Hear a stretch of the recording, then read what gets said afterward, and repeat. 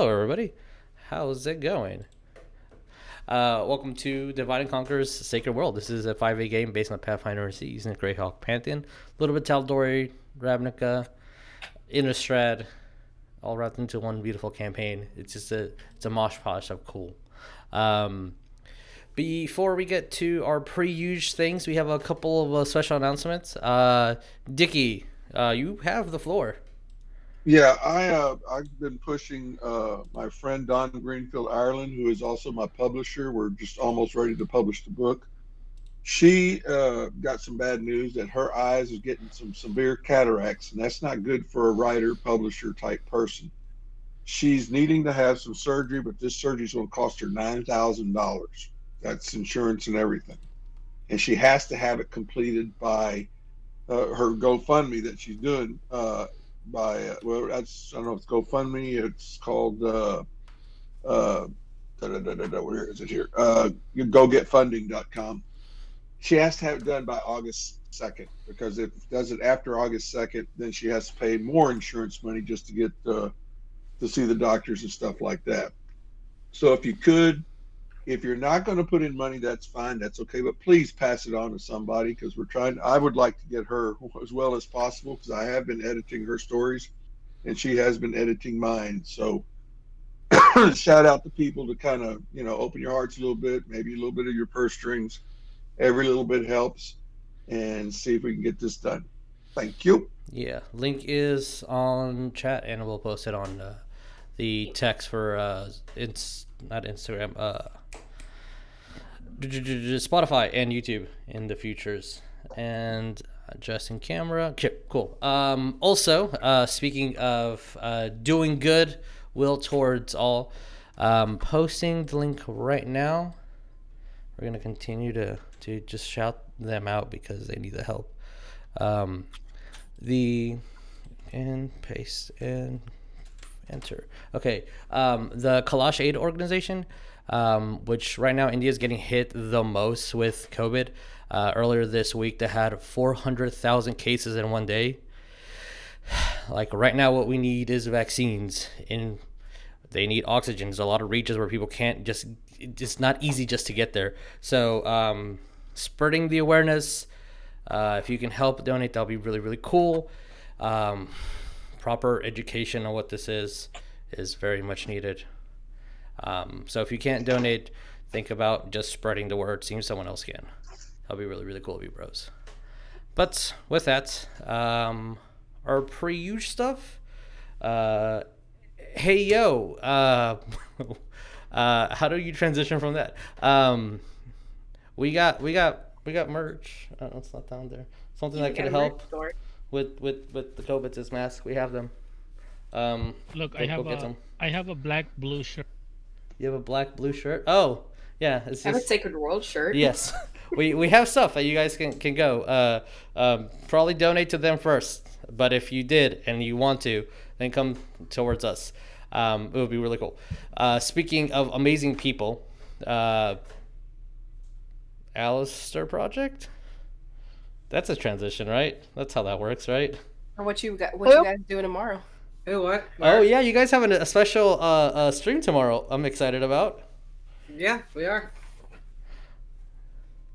I don't know anything about it. This is where you say things about the stream. I know, that's where we say things. It's out of my wheelhouse of knowledge. So we decided that since this week was May the 4th be with you, we were going to do a Star Wars themed Demiplanes and Doodles tomorrow night. And but since Lynn, who carries half the brain cell, doesn't know anything about Star Wars, we're bringing in somebody to fill in that other half for us. Somebody you'd say who is the most expert of Star Wars nerds. What? Who are you talking about? I don't know. He's some guy who likes to swing around lightsabers on TikTok and like. Oh, that guy. You might know him, Jeremiah. Yeah, he's very sexy. Yeah, agreed. Yeah, so I'm excited. Join tomorrow they draw a whole bunch of Star Wars stuff.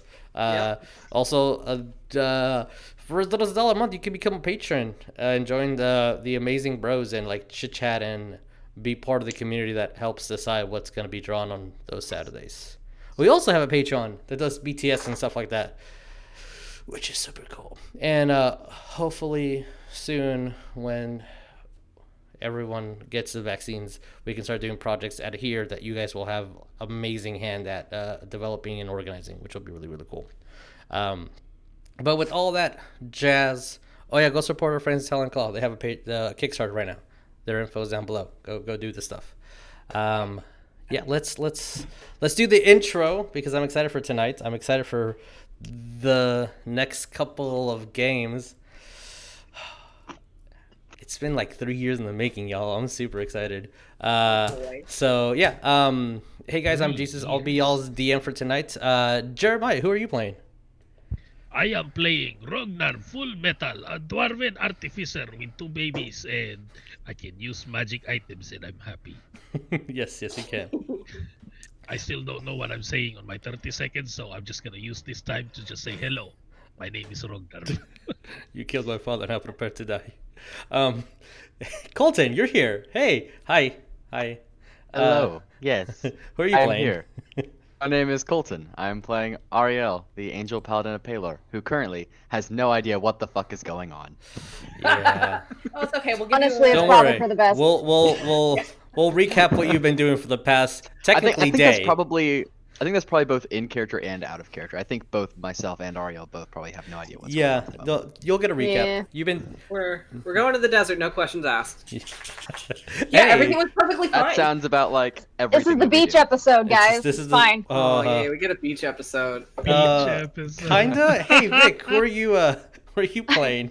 It's kind of a I'm beach Vic, episode. and I'm Vic, and I'm really hoping that we get a beach episode one day. I'll be playing Wes, the human barbarian warlock druid, who West has made some decisions in his life that led him to this point.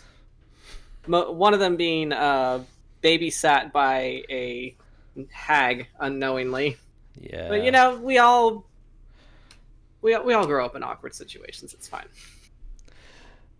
Speaking of that, Mother's Day is coming up soon. Hey, Dickie, who are you playing? Hi, I'm Dickie. I'm playing Oleg the Hunted, half-orc fighter, son of a famous fighter. He doesn't know who he is, was raised in a military institute school, escaped, went to Absalon, where he joined an assassin's cult, learned how to kill, and then got basically screwed. So he got out of there, so he's hiding back in Absalon, and he also finally figured out he opened the magic box. Yes, he did. Yeah. Yes, he did. Hey, Tabby, who are you playing? Hey everybody, I'm Tabatha. I will be playing Cole, the Tiefling Cleric. Of nobody in particular. Mm-hmm. Oh. It's very cute. I made some bad decisions, everybody. You know how it is. Who knows? Join the club. What do you want? A sticky star or something? Hey, Lynn, Gold who are star. you playing? I'm Lynn, and I am playing Adipocere. He's the half-elf Circle of Spores druid. And if you really want to get into his backstory, he was like 20-something. He wandered off into the woods. And when he opened his eyes, his skin was green, and he had been gone for months on end, and he doesn't know what happened. Found out he died. So that's fun. Yeah. He died, and yeah, well, he's trying to deal with that, and was recently resurrected again by Hole, and was none too happy about that, since he is one with death.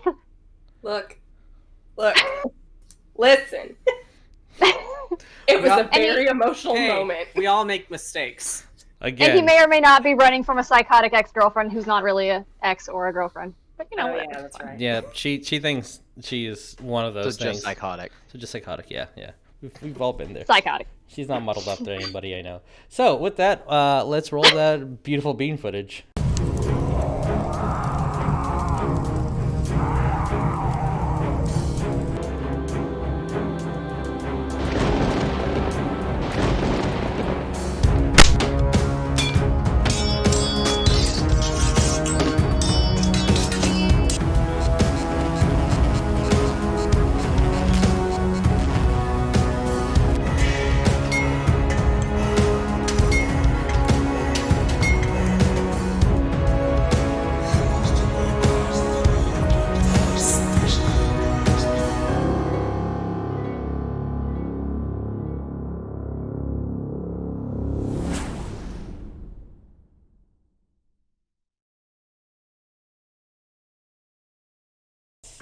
Tell the guy at the fridge, bring me a beer. Oh, all right then. So please bring Oleg a beer. So let's do some beautiful recap. Here's a music playing. All right. So last time, doing a little longer recap than usual, just so Coleton can catch up to what's been happening. As the Elysian Vagabonds went to the Grand Library of Absalom, the biggest in the world, the library at the center of the world, learned that this grand book of somebody, the last page was torn off, and what the departed discovers that this last page had a ritual, and this ritual was to summon an avatar. Also, with communing with Cole's god, you guys learned that the hags are definitely involved in this, and they do have this ritual, and it is happening soon. As Ariell went off into trying to figure out where did Jamal go, as El was sent Jamal off into a mission as to one of their patrons has had their memory wiped and their entire alchemic laboratory raided. He never came back. So as Ariell went off, he actually has been discovering that every single major magician, wizard, study of both arcane and divine magic has had their memories wiped, mished, or erased, and anything notable that could be used as components taken. Discussing with Kaizen, you guys know that a ritual this massive is going to have a regional effect. Hundreds of feet at the bare minimum, maybe hours upon hours, maybe days to cast. So when it starts, you will know. Scrying on where Jamal is, you know that he's alive. And Jamal being alive means that the ritual has not started yet. Knowing that he's somewhere underneath ground with bioluminescent mushrooms and water. No place in Absalom has something like that. So the party decided that maybe they should go out into the desert to talk to the local druids to see if they can. Bypassing some Cyclops territory, and also, why not kill two birds with one stone and trying to find the Rakasha Kingshaw that has something to do with where Ariell's lost blade is. Note that as all this was happening, as the party was gathering a plan and starting to take action as to what to do, since you know that there is usually the power of 3 is a very important number within the hags. You can note 2 of these hags, but who is the third? And clues here and there about seeing gnolls and dire hyenas within the city kinda start sparking who the other hag in this equation might be.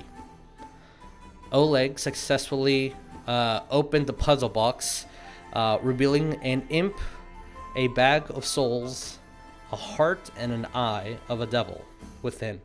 Closing it, as now he is the owner of this box, and the only one who can open it so easily. We'll see what he does with that later.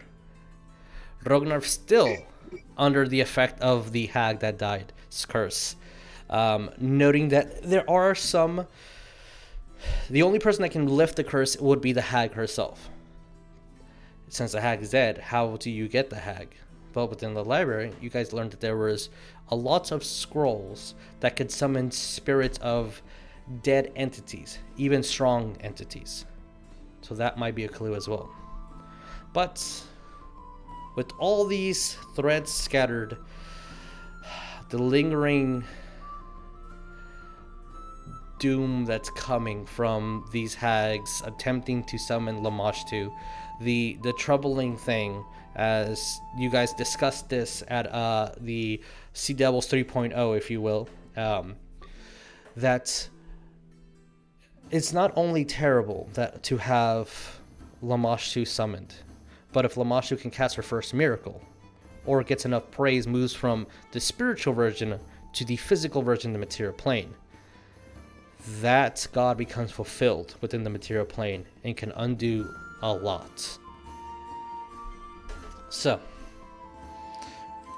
with that, I think we're going to go to the Sea Devils is where you guys were at last time, if I recall correctly. Yeah. And I want to make sure that I have my DM layer set up before I just move you guys over for no specific reason whatsoever. Yeah, okay, good. No special reason. There's no reasons whatsoever. No. You didn't pull a fast one on me. I pulled a fast one on you last time. So, as Ariell's mini's not here, let me go grab it.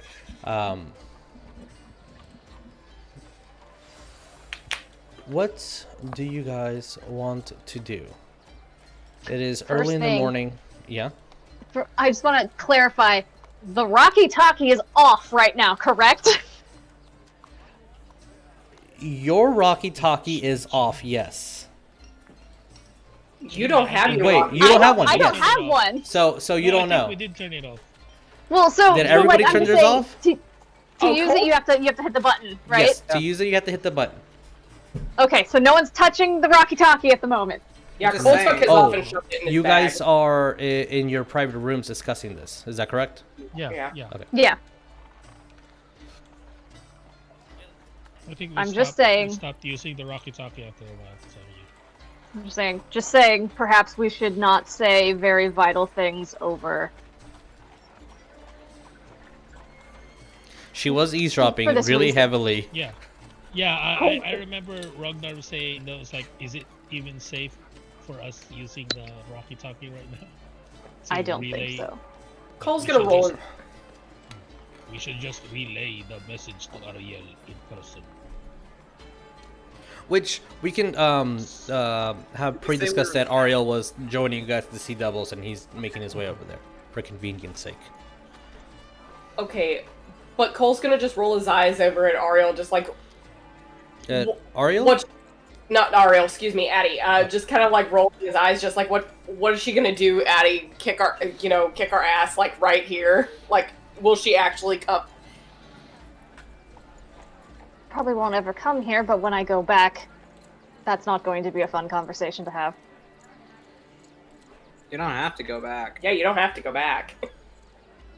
You make Unless it you sound want. like it's easy, but we'll discuss this at a different time. We should probably get going.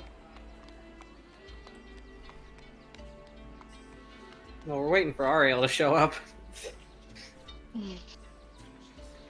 Cole's just packing his bag for the essentials and.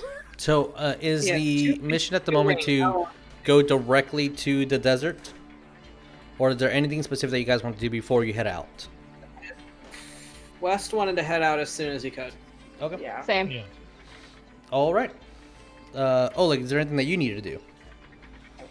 Yeah, I was gonna go check out my bag, my box. Okay. Are you going to do it in your private room or here with everybody? I'm going to go into the private room if I can somehow. Okay. If you need me to move it, because it's sometimes hard on Yeah, 'cause laptops. somehow I'm not getting a hold of it. It's not Alright. moving. Moving your guy over here. That works. Okay. Oh yeah, Phase I start don't to have control fall. of the minis. You do. Oh, that also might be a reason why. I will grant you guys control of those minis right now. Oh, they're all drawings. That's another reason why. Okay.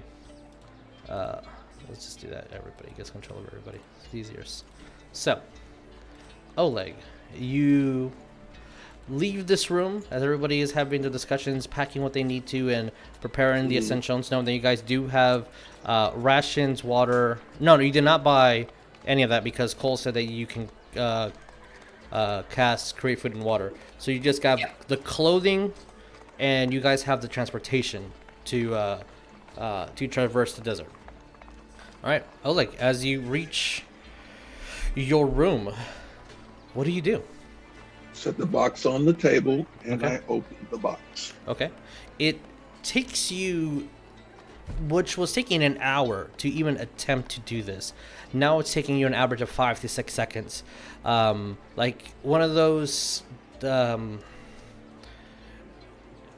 and dudettes that just grabs a Rubik's Cube and in 5 seconds just completely solves it.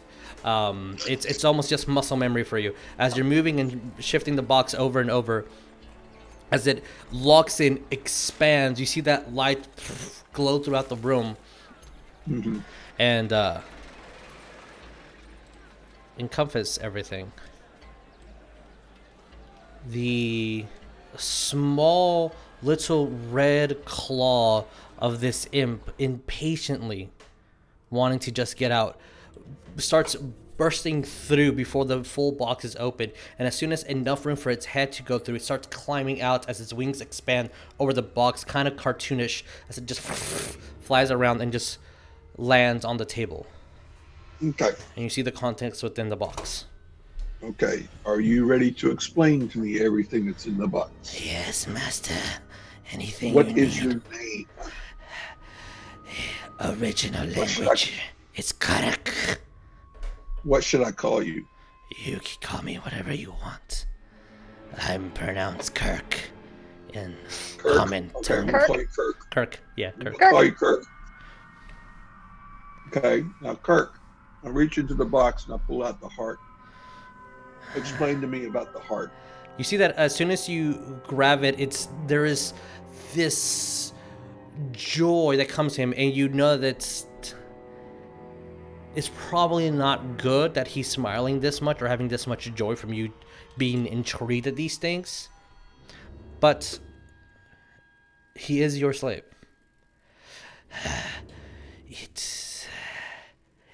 It's a component. You need strong hearts to make big things happen. For you, it's just food. But for the right one, as the heart is still just beating, and it's warm, it's very warm in your hand. For you, it might be nothing. It's just a snack. Oh, you can sell it. It brings a good price in hell. All right. I'll keep that in mind. I take out the dragon's eye, or the devil's eye. Explain to me how this works. You consume it, and you have all the sights of a devil. Nothing can escape your gaze. Invisible, hidden, multi-planar, polymorphed, anything. You see it. Science. Who are the two lost souls in the bag? As The box. Oh, hi, Cinnabon. Well, I was wondering why my door flung Cinnabon, open. what are you doing in the box? Cinnabon, don't be in the box now!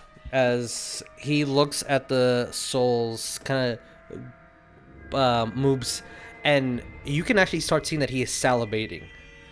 And he's just looking ever so eager, but like he's restraining himself, like he knows better. And eventually he just puts his hands up. I don't know who they are, but it's energy. You can consume it and gather their strength. For a man as strong as you, it does nothing unless you've been beaten and weakened. Okay.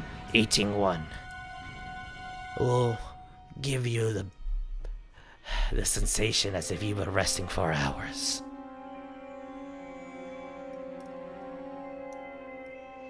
Okay. Just for like Alright. little Mhm. imagination's sake, Yes. how big is the box compared to how big is the imp? The Like box is 1 foot. The Okay. imp is about 3 or 4 1 feet. foot? Yeah, 1 foot. It's Oh, it's a I little imagine box. it was like this big, like a little It's Rubik's Cube size. it's about a foot. Okay. Okay. Okay. Well, get back in the box and I'll call you when I need you. I can be invisible. I can whisper into those that you need whispering. I can assassinate anyone you need killing. I am When useful. I need you, I will call you. Starts kind of annoyingly like you're telling a child to go to bed and they don't want to, just kind of crawling back into the box, squeezing inward as you see that when it goes into the box, it's almost like the room keeps expanding to whatever dimension it needs to, as the imp sits there with just enough space for the eye and the soul and the heart to be just displayed in this little cubic area. and is just looking above. Okay. Kirk, Also, go to sleep. kind of curls up with the stinger around him. Roll me a insight, Oleg. 17. Okay. You've had the box for a while.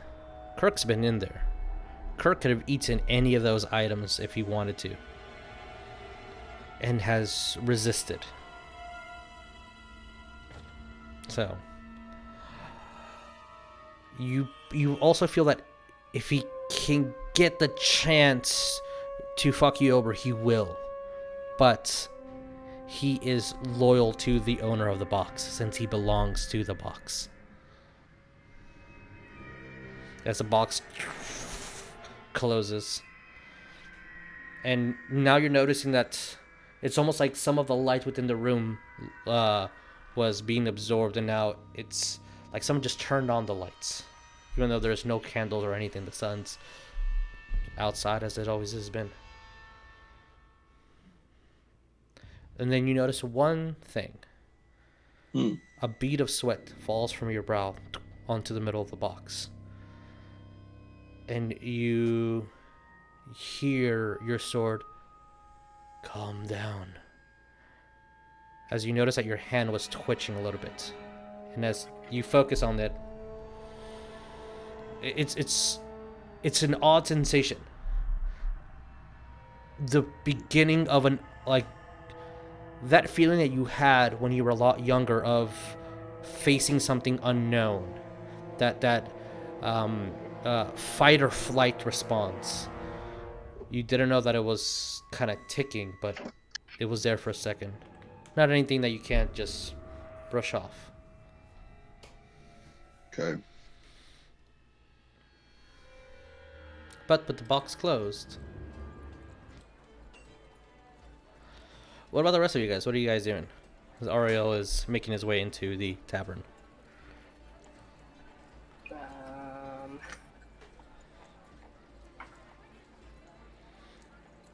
It's just a little small talk about our next move and such. Okay. Like, Is there anything we're specific just that you kind guys... of waiting to leave, like Rognarv specifically. Nothing really. Nothing Okay. too specific. I'll move you guys over here to the outer map. The only thing Cole would... No, the only thing Cole would even at all mention is just like, my secret's safe with you guys. Right? What secret? Okay. Your secret is safe with my indifference. What are you talking Wait, there's a about? secret? What secret? It's a secret? And you start hearing the footsteps and the glee of Elle as she kind of goes and gives Ariell a hug. As you guys hear them conversating downstairs and you make your way down. Food is not fully cooked, but will be soon. There is a tankard of ale that is being poured. As she kind of like, oh yeah, you don't drink this. Kind of is like looking at everybody else. So, are you guys leaving? What are you doing? I mean, that's the plan, right? We're heading out to go find them. Yeah. Yeah, Okay. that's the idea. Do you need this? And is handing you his apron. Cole. I will take it. I will probably attempt to try scrying again. I want to just make sure that he's okay. You see that she's a little bit nervous, kind of twitching here and there, as not knowing what to do. The tavern isn't open. She kind of actually had to let you in, Ariell. Well, off you go, I guess. And she kind of just starts grabbing her hand, and again flinching here and there. Mm-hmm. If you find him, kind of looks towards. It's bouncing between looking at Oleg and looking at West. Do you mind doing me a favor? Sure. Punch him in his jaw for making me worry. That sounds fair. A little chuckle. I would. Ragnar like, I will like, of course you will. Of Well, course like, you will. I was gonna wait. Never mind. I don't think I'm strong enough. You want Bram to do that too? I mean, if everyone wants a licking, that's fine. I feel that one would be enough, but Me. Well, cool. Cole just being like, no. okay. Well, as you guys are saying your goodbyes, heading over to the keep. Oh no, not you. You are not going. Heading over to the keeps towards the Camel's Arm. And your supplies as you guys take the maybe about 30 minutes or so to actually gear yourselves up and put any wrappings around, change out boots, to change out the Question, clothing you need. Mm-hmm. How long have we been in this town when we arrived? Too damn long. It's Oleg. it's been like really about 4 or 5 days. You guys have not been here that long. Because the camera For Oleg, it's an eternity for sure. Exactly. Yeah. Exactly. Because the camels are what, like per day, right? You guys rented them. You pay the extra price to return them. So like, you. We scheduled a pickup. Yes. Well, you scheduled a delivery date. Oh, gotcha. Yeah. You gotta. You can't just leave it on the side of the road. Okay, you gotta bring it back. Make sure it's full of gas before you drop it off. Yeah. As you do see that Extra charge. Addy, you are, and West too, probably, as Ariell, Oleg, and Cole, this is pretty usual. Rognarv, you've read a lot, so it's astonishing, but it's not something that's like unusual for you to see. But Addy and Wes, before these camels are let out, they pouring water, and these guys are going at it, drinking gallons and gallons and gallons and gallons and gallons in seconds, and it seems as though they're drinking their own body weight in water. And they're just burping, just kind of roaring at each other and biting each other as they're just fighting over it. And eventually they get their own rhythm and start drinking and drinking. As you see that the people that are attending them kind of are looking until it gets to a very specific level. They start getting aggressive and they just pour water and pour and pour and pour until they go to the back, and they just keep doing this. And this is going to take, like, not joking, about 30 minutes of them just drinking water and only drinking water before they're satisfied.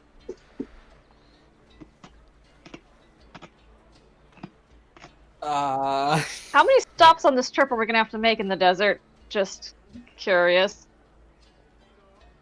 Well, Oh, was that towards me? you do have Just a map. in general. Cole, your map leads you to the middle of the desert, and you guys are trying to find druids. So you were taught an ancient call to attract druids. Yeah, the Cole was? Well, you guys all were. You were privileged to the conversation with Mark Anthony. With Mark Anthony. As How long did it take us to get to the middle of the desert? This was a childish drawing. Oleg, you can roll me a survival if you would like, as you're looking at the map. Hey, if we do that to Addy, will you respond? Wait, you're not a desert. 15. 15. As you kind of, now that you're at the edge and you see a little bit of mountainside, barely any vegetation, that will take you maybe an hour or so to traverse. As they are going to tell you how to avoid the Cyclops territory to just go into the plain desert, but from there on, as you're looking at this, and you're kind of looking at the map, and again, it's not really detailed. As you're looking at the vastness of where this is, you're thinking a day, if you guys are lucky, a week if you're not. It's also a desert, so that there's very little landmark How long could it take? I mean, it's not like you got like trees and shit in the way to like walk around and waste time with. You have no idea how much sand you're going to be seeing west. No, I don't have any fucking idea because I've never Sand been is here. significantly more difficult to walk through than the woods. That's the entire reason Fly, why though? we Worse than Granny and a lot of it. West. I don't like sand.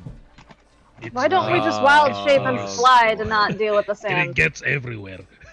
Okay, like My day is ruined, Jeremiah. Thank you for that.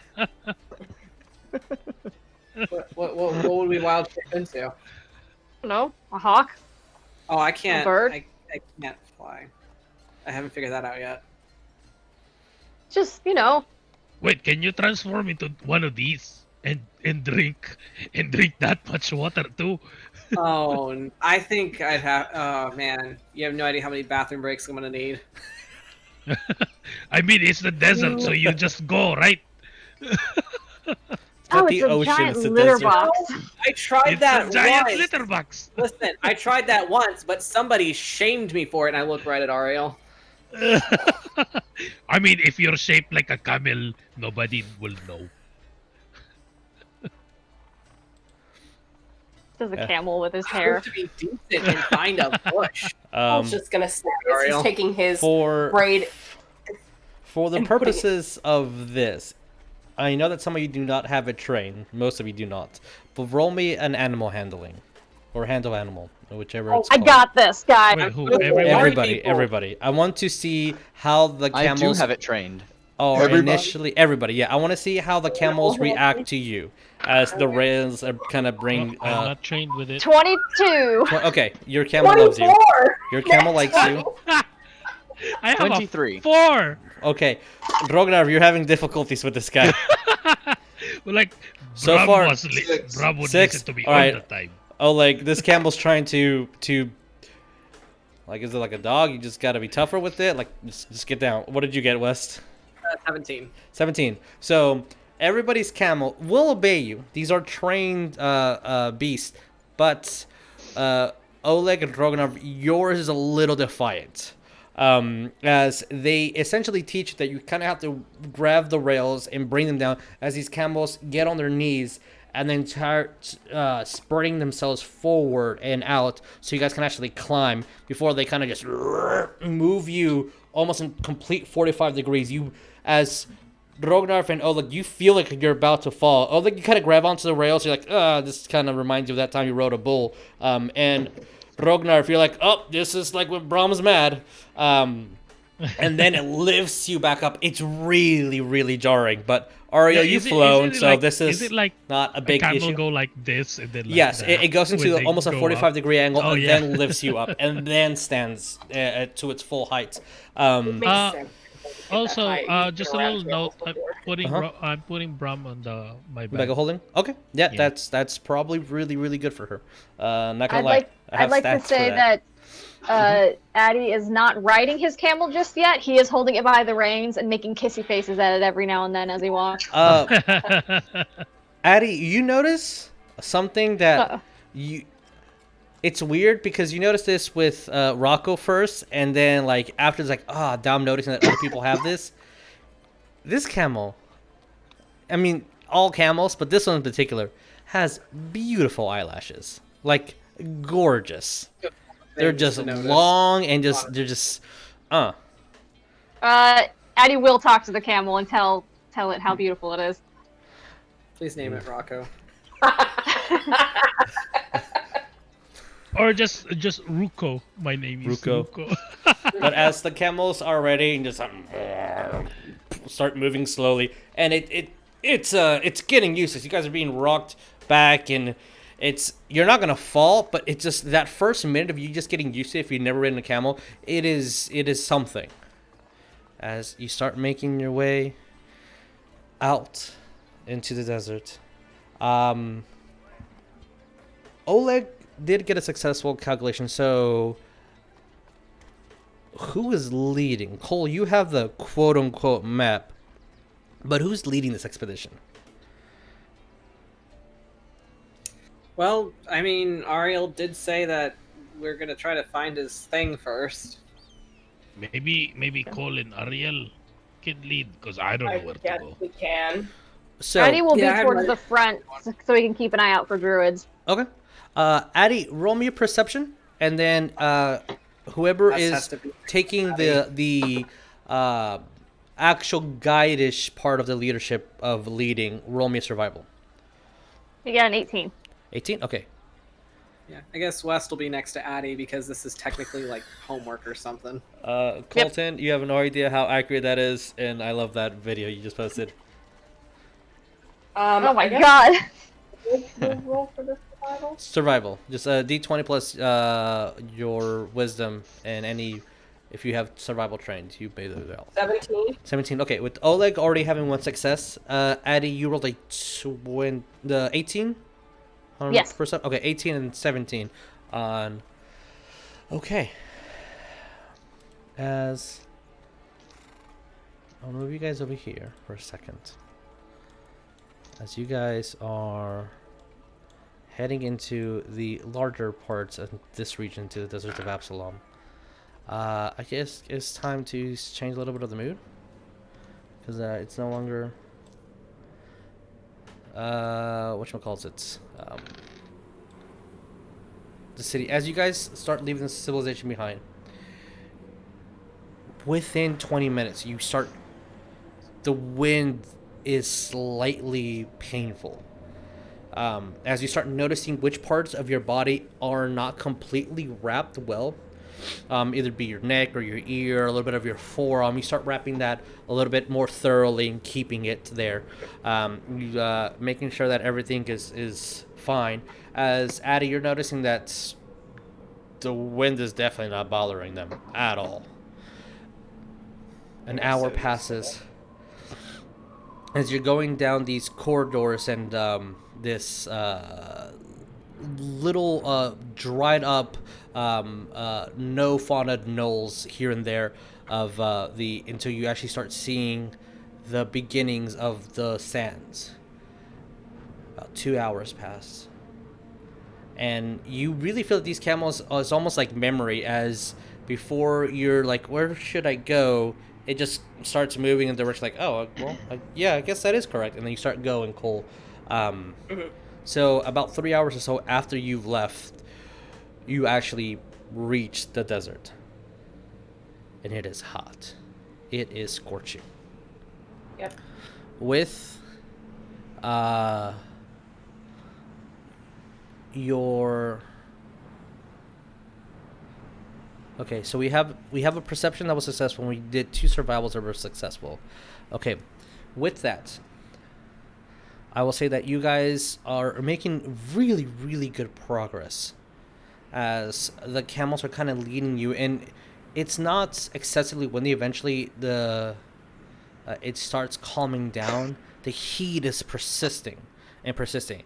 If you did not have the clothing you have on, you would actually need to start making some sort of Constitution saving throws to just combat everything that's happening. But well trained, well prepared, you guys are moving forward. The hottest part of the day starts coming soon. It is just exhausting, a little bit painful to look outside, as most of you, if you do not put on these goggles, it's going to start hurting to just walk through. But you continue. I'm gonna put on the goggles and I'm gonna fly up into the air. Okay. I want to see, like, if I can see anything, if it's just sand ahead, like if there's... Roll me perception. Cole's gonna be like the group mom, just basically being like, "Who needs water?" Okay, as Cole's passing out water. Because you're flying, I'm actually gonna make this a little bit lower of a DC. Cool. I mean, I rolled pretty well anyway. 24. You actually do see something that's strikes different. One, you see hoof prints far, far off. You thought they were people, but it's too uniformed, and it's probably like another group of adventurers or travelers, camels maybe. The first thing that you were checking is to see if these were Cyclops footprints. They're much, much smaller.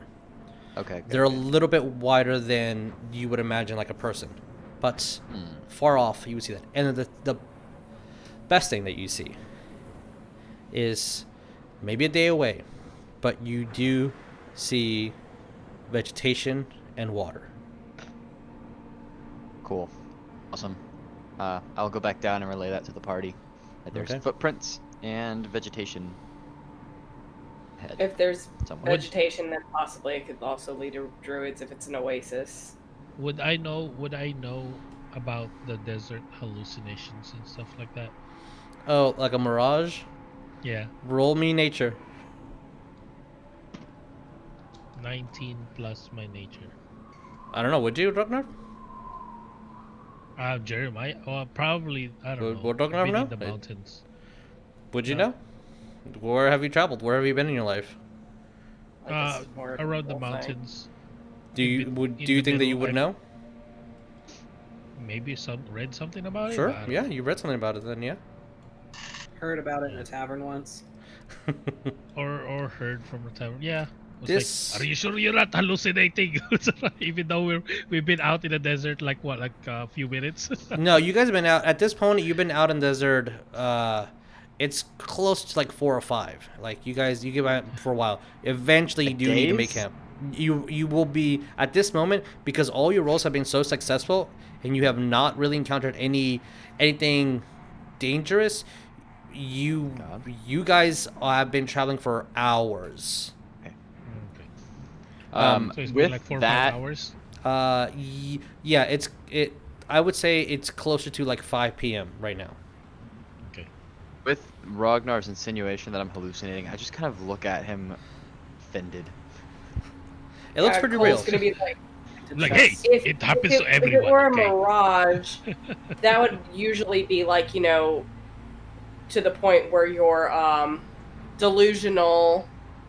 I mean, you're drinking water right now, so you Exactly. So I doubt. And I do not need water. I don't really get dehydrated to the point of seeing hallucinations. Hey, I don't know. I read this book once where somebody like drank cactus juice and they started hallucinating.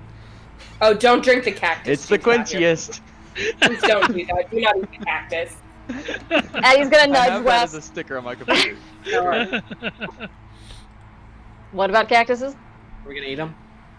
Wait, let's go eat some cactuses. No, I don't recommend that. So Hey! is the sun going down? it will. You're noticing that it will. You guys have plenty of time to start So trying we to. know where west is, right? Mhm. Where Yeah. the sun Yeah, I'm is. right here. Were the And footprints and the vegetation in the same direction, like going the same direction? They're parallel, but they never intersected. Do you think it's a good idea to go to that little oasis that you saw? It's a place where we could set up camp. Precisely. And where there is But it's like a day life, away, so there is possibly living beings, such as humans. It is And- about a day's away that you calculated. If you push throughout the night, you will probably get there by sunrise, or you can make camp out in the middle and then reach there tomorrow morning. I personally don't like the idea of camping out in the middle of the desert. hey, is there Yeah, I don't some think kind there's of anywhere to sleep. swimming monsters in the desert, in the sand? Wait, one more time, Ragnar? Or like, is there any kind of? No, I'm asking Cole. Is there any kind of monsters here that go wow from inside the sand? Yeah, didn't he read an interesting little snippet from a book back in the library? Yeah, you do know that there are great Yeah, worms yeah. in the sand. That's why I was yes. asking because I read the Sandworms, that's what bestiary. they'll say. Yep. There's worms in the Because I read the sand. bestiary. Yes. You know the big ones that we encountered in the Underdark West? Just Wes sand just has version a of 1,000 those. yard stare. Yes, it's a sand version of that. So is there more here? Can we Do we you find know where somewhere they elevated located? to spend the night? That's why I said let's go to the oasis, but I don't. With Wes saying that, is there anywhere like technically elevated, or is it literally just sand dunes? There's dunes everywhere, so you will be able to find something that you would see that's more elevated than the rest. But it's kind of pick and choose because it Wes, you also do get this feeling that while you can find something really tall or high right now, literally you thought this was like the biggest, and then 5 minutes later you saw something way bigger, and then you thought that was really big, so you saw something bigger, and then you didn't see anything for a long time. So just you gotta pick your spot, and nothing's really better than the other. Yeah. It's That's just why I kind of where suggest- you are at the moment. Push it for the night. I mean, I'm fine with that as long as everyone else is.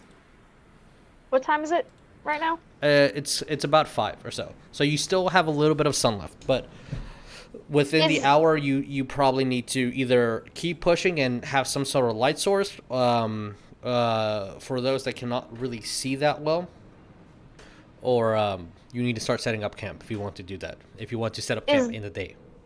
Are these like? Is this the kind of desert where it gets freezing cold at night? It's going to.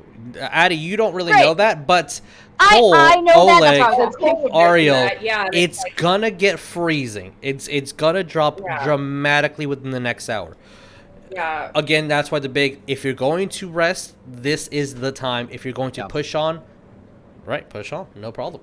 Yeah, Cole just putting that too. It's like, again, either we rest now, because it is going to get really frigid. Okay. So, I'll be fine with that. Yes, I'm fine with resting here. I don't think getting to the vegetation or the forest or whatever lies ahead is necessarily going to keep any giant worms or something like that from attacking us, mhm. regardless of where we're staying. But we do need to find some sort of shelter. Also, we gotta move quickly because Jamal's life is literally on the line. So the Yes. faster we can get to where we need to go, the better. We need to move So we set up fast, camp here. but also we need to move safely. If we die, we can't save Jamal. Okay. So you set up camp here for the night. That's the plan. logic. Who's got guard duty? Or how's the guard duty going to work? That's exactly what I was gonna ask. I'll take first. Cole. Oh yeah, I was gonna say Cole could take first watch too, but it'll probably be better for him to be later because dark vision. How many of us are there? You guys have 6. Like 6 party members plus the camels. So we'll have to go 3 and 3. Yep. So if that's the plan, 2 and 2. Yeah. you guys purchase the top gear that you guys can. It's the actual straps of wood that will start aligning to have a blockade. You see that there's little pieces of metal hinges that are attached to it. So it's almost like it is, Wes. This is the easiest tent you've ever set up in your life. It actually has 2 different layers. One to kind of see through meshly, and then a very, very thick, heavy blanket that weighs maybe like 40 pounds to just help not let anything in. You start seeing that there's also rolls of carpets underneath that is easy to just dust off, so you can put it underneath so you don't actually have to sit on the sand on top of your regular gear. Yes. When we're rested, Rognarv thinks that it won't work, but he'll try to do it anyway. What are you doing? The private sanctum. What level spell is that? 4. Yeah, as you try casting at it again, nothing happens. Yeah. I was like, I tried to keep us safe. Oh well. And then I'll catch up Ariell. Unless Ariell is taking second watch. Yeah, so as you guys are setting everything up, Wes, assume that you are making some food with the rations that are provided either by Cole, but what you guys have, and are being nourished that way. And you're feeling the cold. You start noticing that a lot of you are kind of huddling together. All the camels outside are already trained to just huddle up and kind of push their necks against the wind, so nothing's brushing or hurting them. And you see that also I have Ring of Warmth. You do have the Ring of Warmth, so you are not affected by the cold. Within the tent, I you also guys will have be a Ring fine. of Warm. You guys will be fine within the tent. If you step outside for a long period of time is when you'll start being affected. Your clothes are definitely aiding you in that, though. It says That's why. up to minus 50 degrees Fahrenheit. Yeah, you're Okay. fine. Yeah, minus 50 is really cold. I got giant pants of warmth. I'm good. You do have the giant pants of warmth. I've been waiting for a good time to use those. Like, Oh, yeah! those are I like forgot 2 about that blankets if you item. really want to. Yeah, Oh no, they I'm shrunk not to gonna- your size if you ever wore No, them. I haven't put them on. So they're I still know the- that would happen. Yeah, Yeah, so I want they're to keep still- them large. Yeah, so with that, you guys are really, really well covered. Like, you I guys forgot are about those prepared pants. for this. It's not comfortable, and literally you're seeing that sand's getting everywhere, but you're as prepared as you ever could be. So, who are the 3 that are doing first watch? Can I have you roll a perception? Okay. Is it dark at this point? It would be, yeah. After you guys are set Yeah, up and eaten and I'll do- everything. I'll do first watch with 9, Rognarv. 9 for Oleg. 9? Okay. And I'm gonna be 20. flying. Okay. 20? Okay. 27. 27? That's 27 total okay. for me. 27 is good. What did you get? 23 for 23? Ariell. Okay. I have my shield this time. Yay. I will say, Ariell, you do notice a horned, hooved animal off into the distance, kind of just meandering, and then just starts running. Then you notice that there is. Their first thought is like, is that a coyote? What is that? Is that a fox? And then like, a canine-ish animal running after it. So you start seeing that the nightlife is coming too. Okay.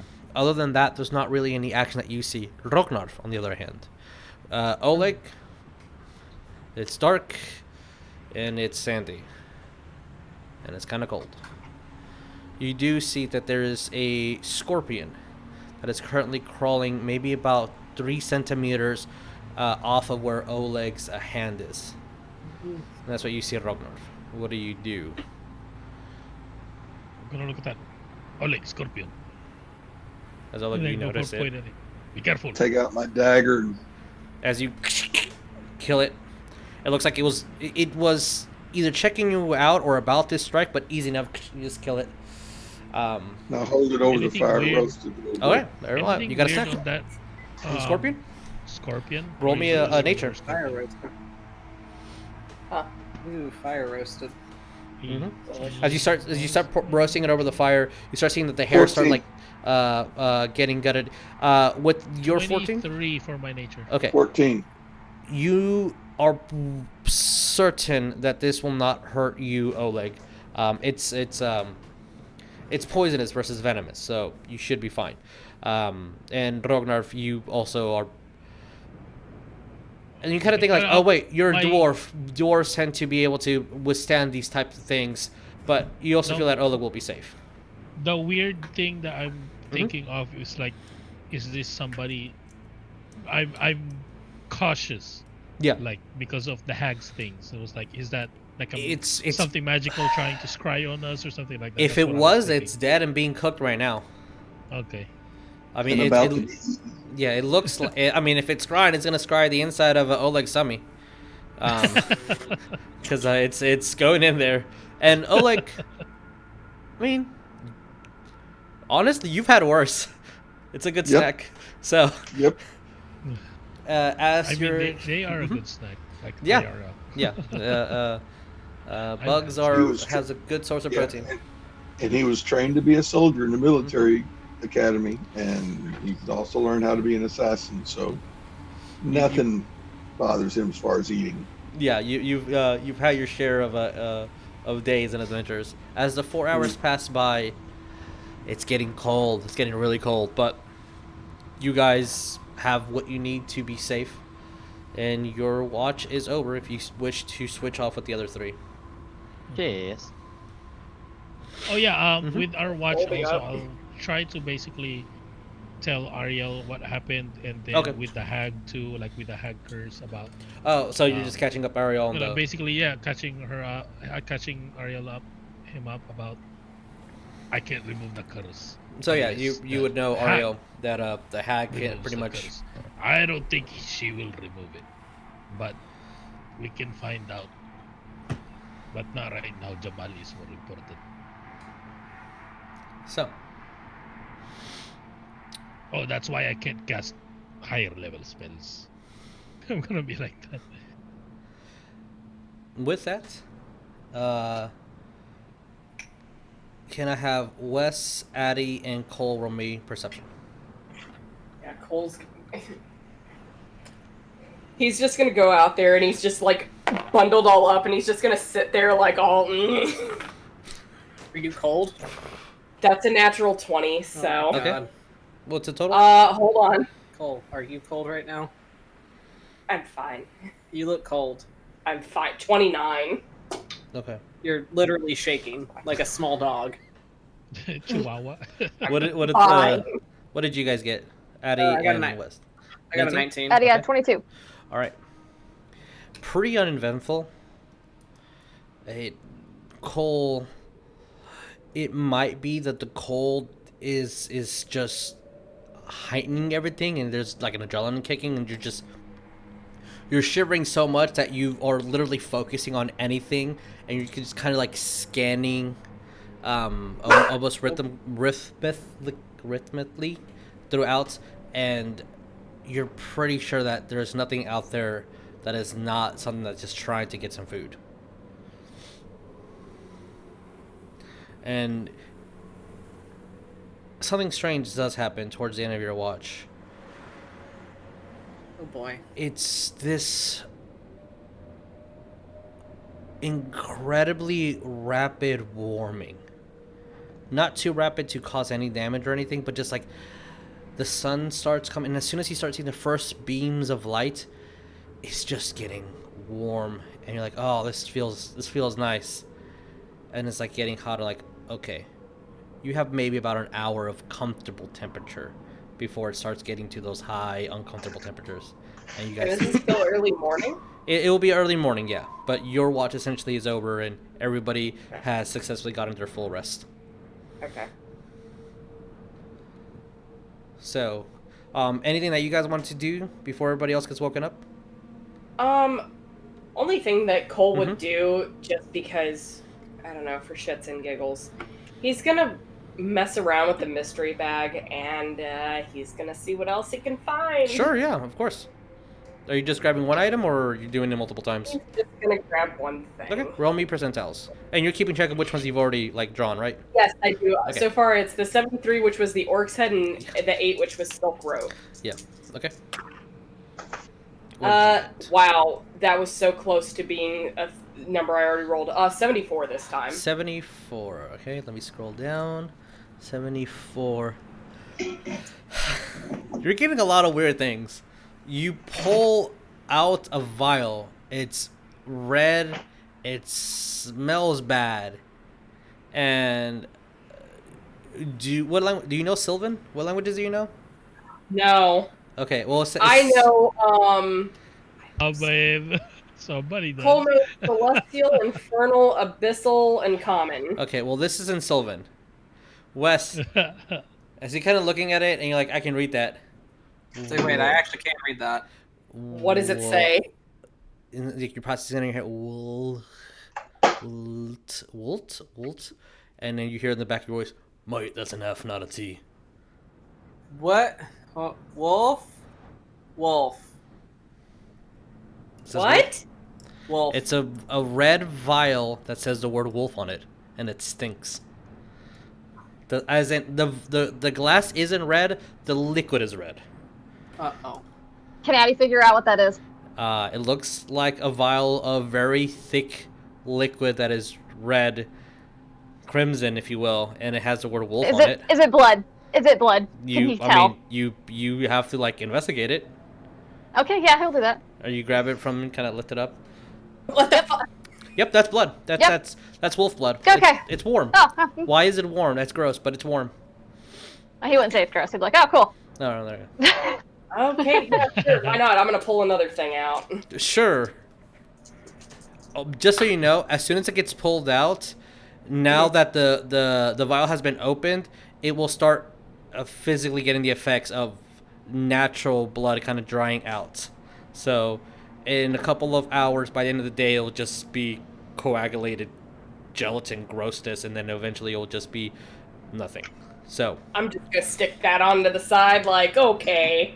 for just the waste next it. for the next bit, you have wolf's blood. For whatever reason you need it, it's there. Cool. I don't need this component. That's a 14 for the next A one. 14. Casually have this on hand. No, it's the random the bag that I got from the I'm goblin. just seeing This you pull shit one out of the bag. is very, Well, are very you gonna good. eat that?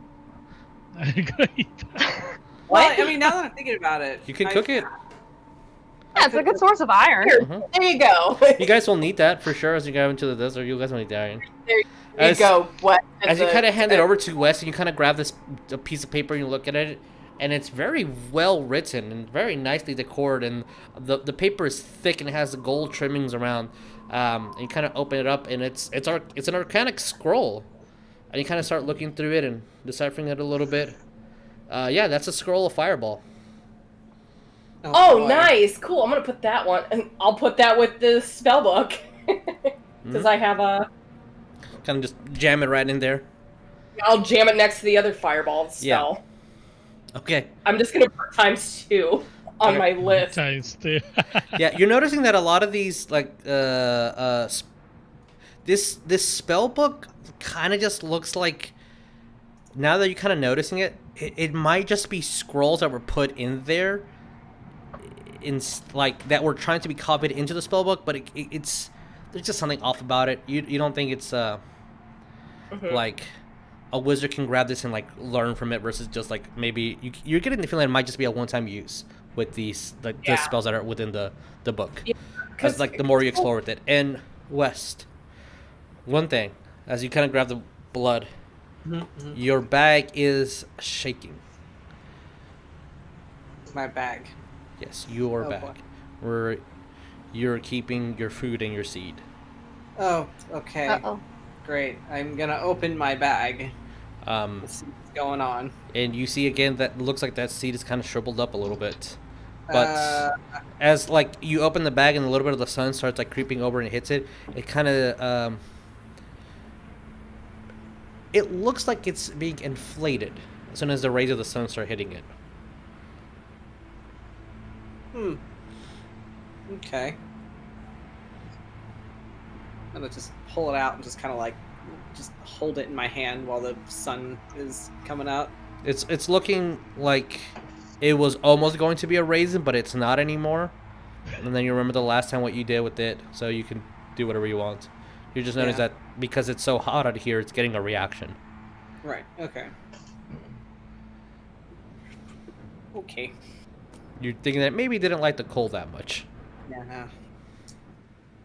I'm gonna pull another thing out of the bag. Sure, Cole. Roll me another I'm percentile. sorry. You're fine. That's what there's 88. literally 100 possibilities of things you can pull out. 88. Okay.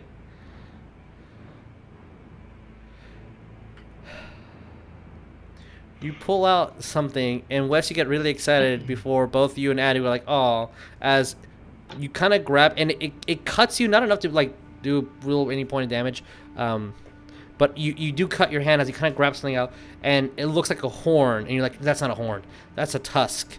And then you see a boar as you're kind of pulling it out, and then you put it onto the ground, but it's just a half of a boar from the head all the way to the midsection. And it feels warm still, but it's going, now that it's exposed, it's going to start decomposing. Okay, I'm not Okay. doing that anymore. How fast is it decomposing? Naturally, Addie will- it's gonna take a while. I'll take care of it. Yeah. So No. What? Let me do what? No. Let me do my thing, then you can do your thing. This is actually a good. Listen, I have something. you have a feat. I do. Let me just take a shank of it, okay? And then you can do Hold whatever. on. Do it. Wait. What? Let me at least bless it. It's dead. Then you can do whatever you want with it. Fine. Cole's just like, while that argument's going on, Cole's just taking the lapel of the mystery bag and just flopping it back over, like, okay, that's enough of that for the day. All right, do your blessing Are thing. we I got an awake idea of what I'm gonna already? make. I will say that by you guys start waking up, Wes is pulling shit And out then of his bag. Okay. I think Ariell and Rognarv, Ariell and Oleg, you get like that smell of there's something dead. And as a little bit of alarm, you kind of look, and Wes is currently has a half boar.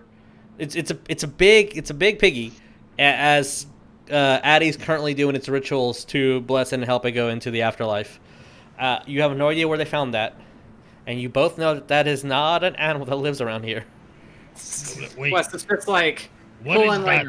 Like it looks There's like it's no been words here. split. Wait, is that one of the druids? Rognarv is gonna freak out. Rocco, It's find not out. There's no Rocco. horse in the desert. It's not Rocco. It's fine. It's Oh, I mean, hell, fine, it why came out is of a there bag. a water here? Came out of a no horse bag. in desert. Came out of came a out of bag. the bag. Came out of a bag. Anyway, and like Wes just like pulling a bowl out. He's like getting some like oats hydrated in the bowl and stuff. Okay. I'm just gonna go about my day breaking down the tent, getting Sure. everything packed up. Okay. It's like Take the wolf's blood. No, I- Wes I- found a dead I- animal I- in the Oh, in the you're gonna desert. I'm see- not surprised. You're gonna see Wes uncork a very suspicious bottle with red liquid in it. He's gonna pour that into the oats. Just start like mixing it by hand. I mean, put some vinegar on there. Do I see this? Yeah, Yeah, I mean, you all obviously. see it. Throwing in some salt, getting some like Yeah, dried salt, put onions. vinegar, Imagine- vinegar I in it, imagine pepper, West reaches and over let for it the boar. reduce. West Yes. reaches over for the board and he just slaps his hand like, no, Come on, I need that. hold on. I guess I wouldn't know what the red liquid was, so I would just kind of ignore. Smells like iron.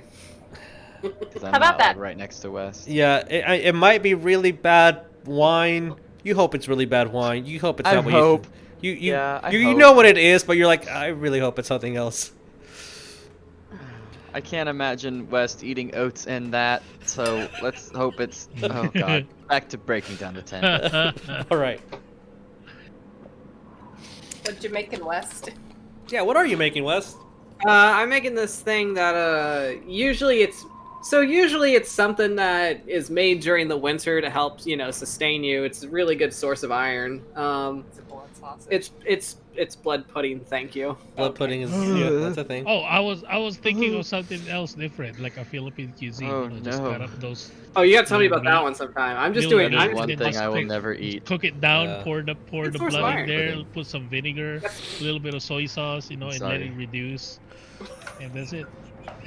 As What? You won't eat that, Colton? No, IRL no. I will try anything once except that.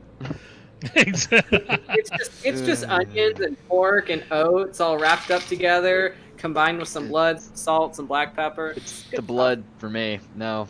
as you guys make your delicious odd Blood breakfast. sausages. It's not really odd, but for us, let's say it's odd.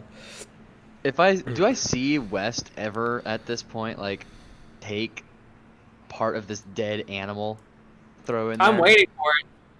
I'm hovering over Addie like, you done yet? You done yet? You done I yet? will have a reaction to this. You done yet? West, What? since you're gonna be the one cooking it, I assume maybe you should say a few words. Okay, I guess. Druidic. Cole's just like, Switching to druidic. What am I supposed to say? How do Say you like thank to you be to the filleted? pig. Oh man, like I don't even. Okay. Thank you, Mr. Pig, for appearing out of Cole's bag to let us partake in your flesh, and I am going to make a delicious pudding out of you. Thank you. amen. Hearing Amen. this, I'm just gonna kind of like breaking down putting up the last bag. I'm just gonna go like almost throw up in my It's a mouth. druidic. It's a It's a druidic. Aw, So never actually, mind. Never mind. Rognarv and Cole, you do see something. The seed that Wes has that is unnaturally big. When he's speaking Druidic, you're like, is it moving? Like it's reacting to. reacting to Wes speaking Druidic. Hey, Wes, keep talking in Druidic. I think it likes that. Likes The what? pig? The No, seed, no, the the seed, seed. not the pig. The seed. I'm like looking at the pig like, did it do something? No. No, God, no. Because that was gonna make this next part really awkward. Okay, I think guess you need to keep talking to your seed, but in that language. I'm just gonna just in full druidic, just look at Addie like, why is it people want me to say words? I'm not the best at speaking words. Like this. It's not the words; it's the meaning behind it, Wes. I can't even get that right. That's not true. Mm. Look at. He's gonna gesture to the dead, rotting animal. Look at it. It's very grateful. It's. If you say so. If you say so. You know, this is your first animal that you've ever had to, deal with in your guess druidic. so. I mean, Addie's going to take his scythe and break off one of the boar horns and give it to Wes. oh, There you go. You got a horn. Tusk. Oh, yes, that's us. There you go. Tusk, yay. Well, anytime you do anything druidic, just use this then. Okay, At least for now. Maybe you'll find something later down the line. I guess. Is there? Does the boar still has 2 tusks? Now one. Got one now. Okay. Hey, you want to make a horn out of the other one? Like, what do you mean? A horn. Go Like a drinking horn? Oh, Or a Not drinking big. horn. It won't. Yeah, it won't really work well for that. You feel. yeah, that looks like a. It's Probably like a little it's like small. shot glass. Actually, I actually have Give a it a boar glass. skull over in my other room that I could just be like, here you go. Make it into a kazoo. There you go. Doo-doo. Maybe that's how you call the druids. Oh my god. I'm good with the one for now. Addie will relinquish the pig to Wes. Thank you. God. Let me at that shoulder. Well, as you guys have a Get delicious that shank, that leg. food. Get that thing. Wes, are you using Get the your Lord. chef's feet for the meal? Yes, I am. Okay. Is that temporary HP or recoverable food? Let me look at it. Chef's sheets. Let's see. Yes, Trixie, I know. You gain a bonus to either Constitution or Wisdom. Okay, and can prepare food that allows creatures to regain additional hit points when taking a short rest, as well as gain temporary hit points after a long rest. Okay. So, okay. With 1 hour of work, or when you finish a long rest, you can cook a number of treats equal to your proficiency bonus. These treats last 8 hours after being made. A creature can use a bonus action to eat one of these treats to gain temporary hit points equal to my proficiency bonus.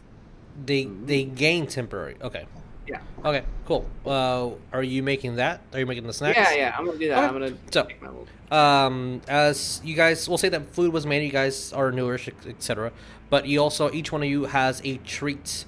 Wes will describe this treat in a second. If you eat it as a bonus action, you will gain. What's your proficiency bonus? 3 or 4? It's giving me up to 9 uses, so that's what D&D Beyond's showing me. So Okay. I'm gonna use 4 of them. So that Okay. there's I think one that's how for- many uses you have in before a long rest. Yes. Okay. So you're gonna make 4 of these treats. I'm gonna make 4 of these treats Okay. because I'm not gonna eat one, and Ariell does not eat. So Okay. nor is he gonna want to eat this. Okay. So, whenever you eat it, you can choose to eat it now. You can choose to eat it as long as it's before 8 hours. If you eat it, you will get temporary HP. Once that temporary HP goes away, it just goes back to regular HP. Yes. It's not healing. It's just a side pull, if you will. Will that temp HP disappear? So my after a proficiency while, bonus or- is +5. So It essentially is 8 hours from now, it will disappear. If you eat it in 8 hours, it disappears regardless. If you eat it at hour 7, you have 1 hour with that temporary HP until it goes away. no. So it's not like Okay. I wait 8 hours, eat it, and I have it forever. It's like in 8 hours, the magic will go away within this food. So you can eat it right now or you can eat it later, but by nightfall, it will go away. All right. So as you guys have your food and you guys are traveling, can I have all of you guys roll me a perception, please? Perception. Or you can substitute it for wisdom if you would like. It's up to you. For survival, sorry, if you would like. Ooh. Oh, survival. Okay, so I You got can my choose- shield. Okay. Yeah, if you right? have survival, you can choose to do it for this specific thing. Yes, you have your this is way- shield. I have my advantage. Yeah. So I rolled 1, and then it rolled to a natural 1. So I rolled Holy for crap. advantage. It rolled a 2. Ooh. All right. What did you get, Rognarv? 9 total. 9. Okay. Oh. My advantage was a 2. Okay. So 9. All right. So just remember you got a 9. Okay. Ariell? 24. 24. Okay. Got it. West. 23 on survival. Okay. You are still in the same category. Oleg. 13. 13. Survival. Okay. Gotcha. You are 1 below. Okay. Cole. 23 on perception. Okay. You're in the same category as the other two. And then Addie, what did you get? You got a 28 on survival. Jesus. 28. Okay. Nice. 28. Druids. As you pack up and start moving. So 8, 9 by the time you're done. So 10 p.m. 10 a.m. Sorry, hits. 11, noon. It's getting. It's fine, but there's an odd sensation. And Addie, you're noticing this. You're noticing that the camels, especially yours, is kind of just like being stubborn. What are you doing? I would like to ask my camel what's wrong. Are you speaking with the animal? Yes. Okay. Druids. As you cast speak with the animal, you just hear it say, not anything but camel voice. French accent, please. Yeah. The winds, they're strong. Oh. We're going to get hit. And There's, at this like a- time, you notice it's faint, but it seems to be like, from your perspective, a dust cloud moving towards you. Oh shit. How boy. do we protect ourselves? Lay down, cover your face. Use your second eye like we do. And then he just blinks, and you see these eyelids go this way, and you've only seen that in like crocodiles, but like they have a second layer of eyelids. We don't have those. No. We have goggles. Use your hair. Cut my hair. Damn it. Oh, I say that out of character because obviously she's Yeah. speaking in druidic. And you see your camera just kind of lays down, and like you're getting the hint that it's trying to force you to get off of him, and it starts like gathering around you and just laying there, and it has its head tilted, tucked in, just behind. How long will this last usually? Depends how big. And as you're seeing Addie being weird, kind of stopping, it's When's been he about a last? minute of this happening. Ariell, West, and Cole, now you notice, and there seems to be a dust cloud arriving. No. That I doesn't- just instinctively I would pull say, my goggles down. Addie, you noticed this 4 minutes before it's about to hit. You guys are noticing about 3 minutes. So Rognarv and Oleg, you have no idea what they're doing, but they're preparing for something. That's a sandstorm. I've gone We need through to- it before, so We need to get down. Get down? Like, get down, or like... The Yeah, camel said down, that we need to hide in between them okay. and keep our eyes closed. it's too easy to become disoriented if you decide to push on. We may lose Yeah. direction and lose time. So I would say it would be best to hunker down. And I'm gonna stop my camel and pull out the tarp for the tent. Okay. Yeah, that's what Cole was doing too. Just kind of tell everyone to get underneath it. We're gonna hold Okay. it down, hold the edges down. Okay. Yeah. Right. You see that as soon as you guys are doing that, the camels, like, they know what they're doing. They just kind of hunker down and literally close their eyes from your perspective, and then they turn their heads, and it looks like they're bundled up together. Like, again, they're prepared for this. You guys have about 2 minutes as soon as you start putting this up. Now Oleg and Rognarv at the 2-minute mark. You're like, oh, that's the thing. I see it, and you guys start gathering everything that you need, preparing. Is there anything else that you guys want to do? Because you did pass, and you passed very well. You had a 4-minute head start before the storm hits you. Anything else that you guys wanted to do? I'll just pull out my one of my little rock crystals, the ones that glow in the dark. From Okay. or like glow in the dark, just Yeah. glow in general. Yes. From my bag, so we'll have some light because it's probably gonna be kind of dark. Okay. Just I like this. Alrighty. the nightlight. The night. Okay. If anybody else going to do anything? I don't think I Goggles, right? Yeah, you guys have goggles, From yes. the pack. Mm-hmm. Yep, Yeah, you already have I mine was on. like, Yeah. Yeah, putting let's goggles on put and goggles on. Okay. As everybody does that, use Can I face have- covering to... can I Cover have mouth. one person roll me a d6, and we're going to determine how devastating this storm is. I'll do it. I rolled. Oh, never mind. Don't worry, I'm I gonna got need a another. one. A 1. Okay, I'm gonna need Oh, I another. rolled a 1 D6. as well. Okay. Oh, nice. Oh. This is in your benefit. So, a 1. The sandstorm is going about 20 miles an hour, and your visibility is going to be reduced. You rolled another 1. Yes. Okay, so it's going to be reduced by 10 feet. So you can see up to the tent, up to the camels, before the sandstorm hits, and that is all you can see. The visibility one wasn't the best. Now, I need somebody to roll me percentiles, please, to see the chance of the wind blowing anything down. Or losing anything. Whoever wants to roll, just roll, and let me know what the number is. Want me to roll that or someone I else? feel wanna like be this one brave? has more dire implications. So anyone else want to take the lead on that? Whoever wants to roll, just give me a what- percentile. what- I have my percentile. I have the percentiles already. Sure, No sure. pressure. Roll. Okay, then go ahead. Vic, or Vic, No, do it's you fine. have Oh, you're Yeah, mine. go ahead.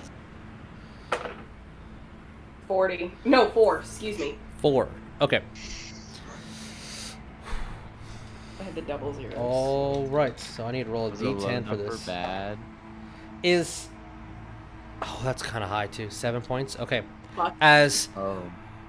you guys are within the tent, so that's really, really good. As the sand is hitting harder and almost specifically, like you guys bunkle down kind of high up on a dune, so you have very little cover as it's kind of hitting you and hitting. As you start seeing that the tent start ripping, as the tent itself takes 7 points of damage, the camels also do, but nothing that a short rest can't remedy. As it's not severe enough that the tent is useless, but it will be a little colder than you would want it to be. Now, this is the horrible one. I need 2 people to roll me a d12 and then tell me what the numbers are. So if you I'll do haven't one. rolled, roll me a d12. Hold on, let me find my d12. And then Okay. somebody else who has, Sorry, with the one yeah, thing. somebody Okay. else who has not rolled, Okay. roll me a d12. Got a 4. 4. Okay, we're at 4. 1. I rolled Okay. 11. You rolled 11? Okay. Wait, is somebody else rolled or? Vic Yeah, it's rolled fine. 1. Oh, which one are we keeping? The 1 Oh, or the if 11? if Okay. Vic said it first, so Okay, yeah, so take that. with the 4 and the 1, this storm lasts 4 hours. Oof. As it's just hitting, and it's jarring and odd, but the camels are not moving. As you kind of peek through the little holes, they're just still. And every now and then you just as the camels are kind of muttering, complaining. But within those 4 hours, is there anything that you guys want to do?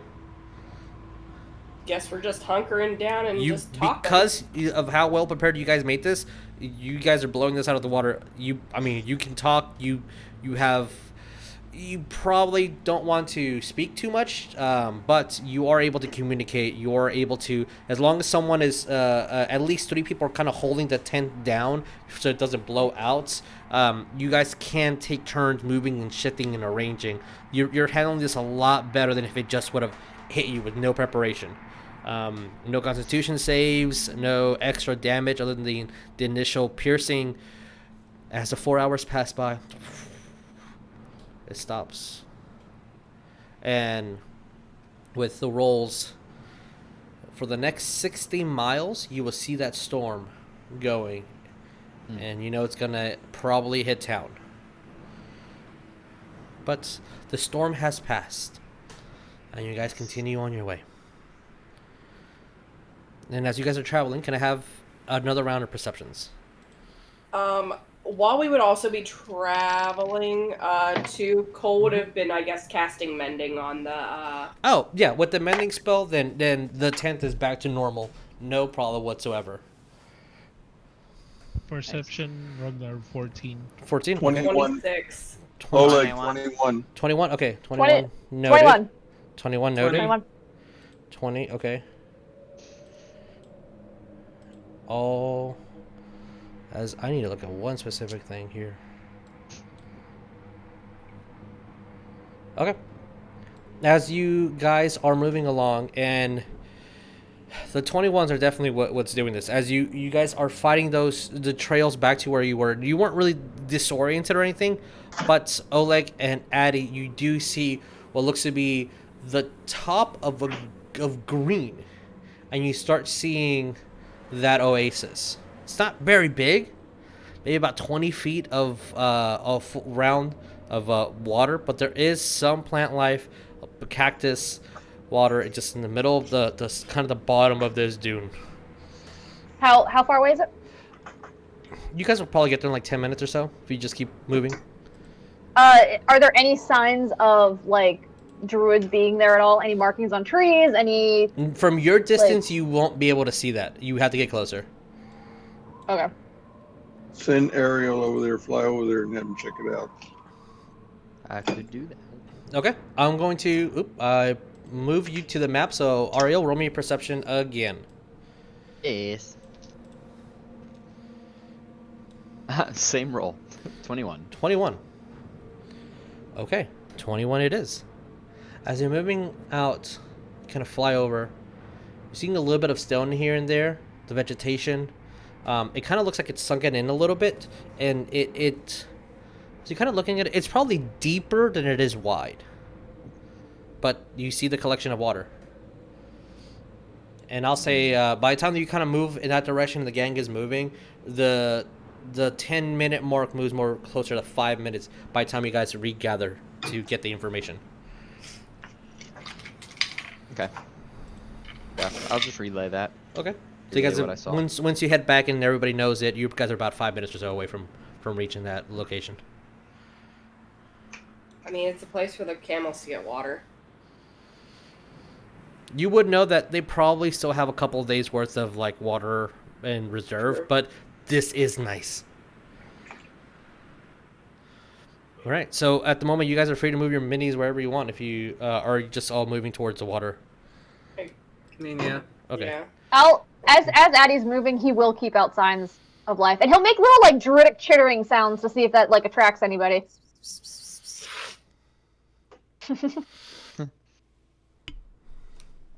Oh my god. Am I muted? On our little travels, Rognarv will ask Addy, just out of curiosity, like, does your druid has some special call, like the desert druids? Not particularly.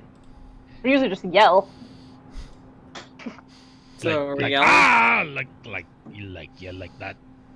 Well, we'll say something in druidic to let them know it's another druid and not just someone yelling. Wes is gonna yell in druidic. As you just yell. Is there any druids out here? Good one, Wes. Yeah, I'm just You saying. don't see anything. You don't see anything. Is that a druid word?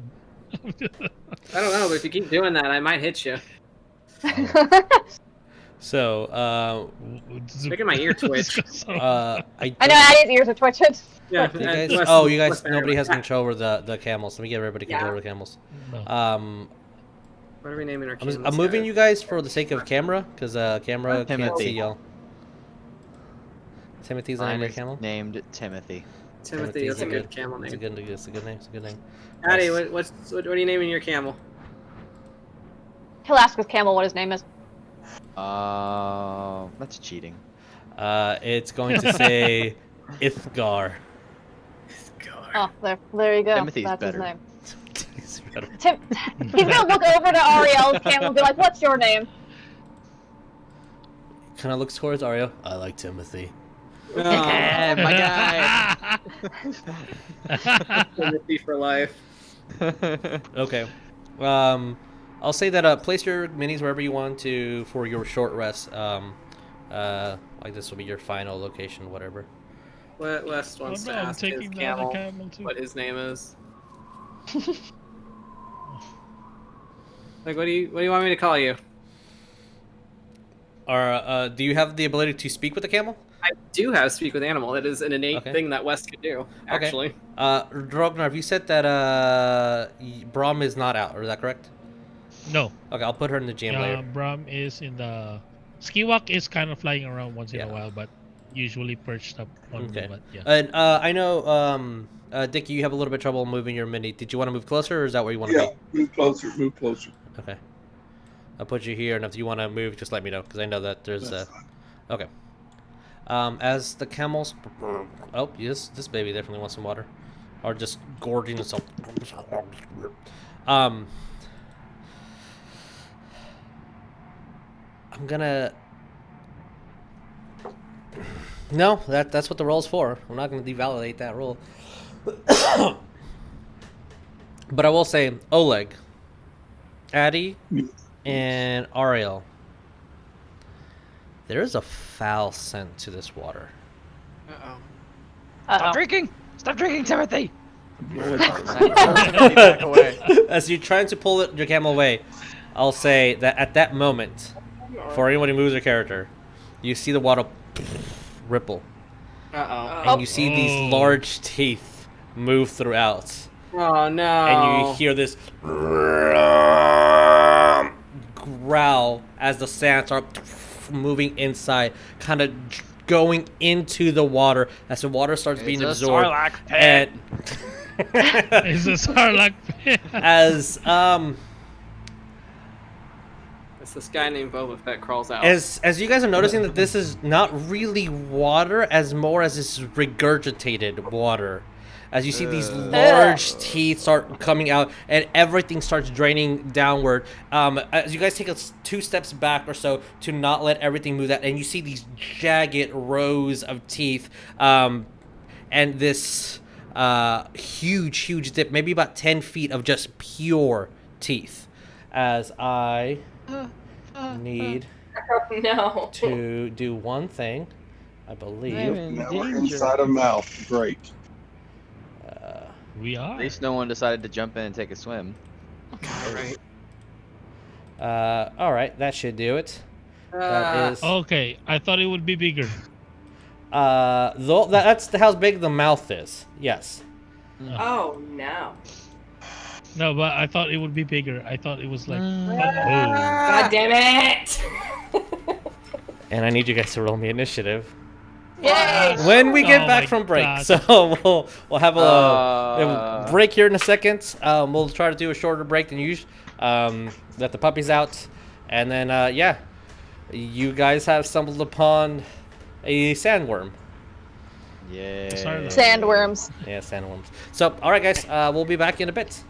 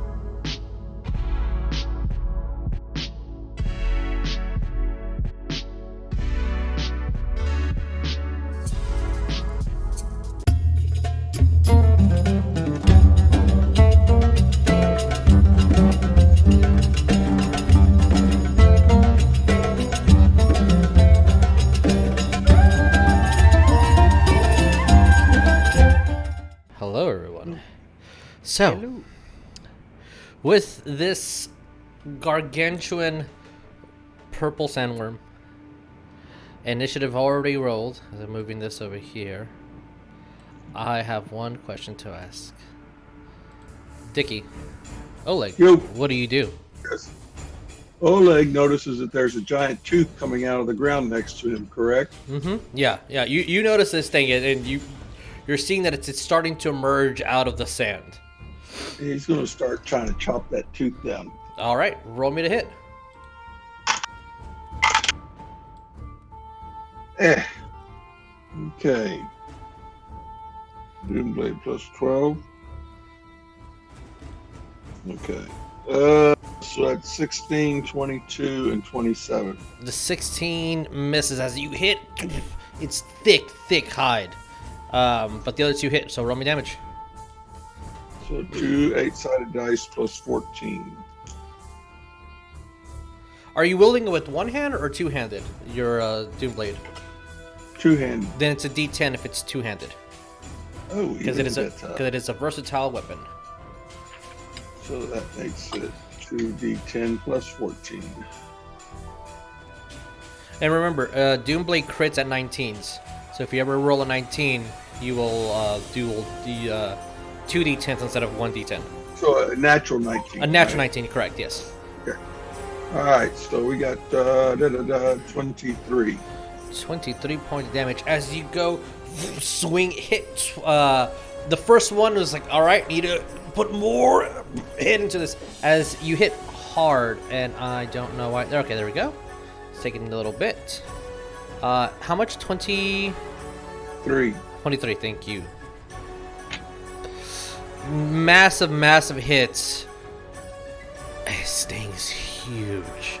So with that, as a couple of scrapes and scratches, as you start seeing it coil and just rotate, as it starts spinning up and about now 5 feet up in the air, and it's still just going and getting larger and larger.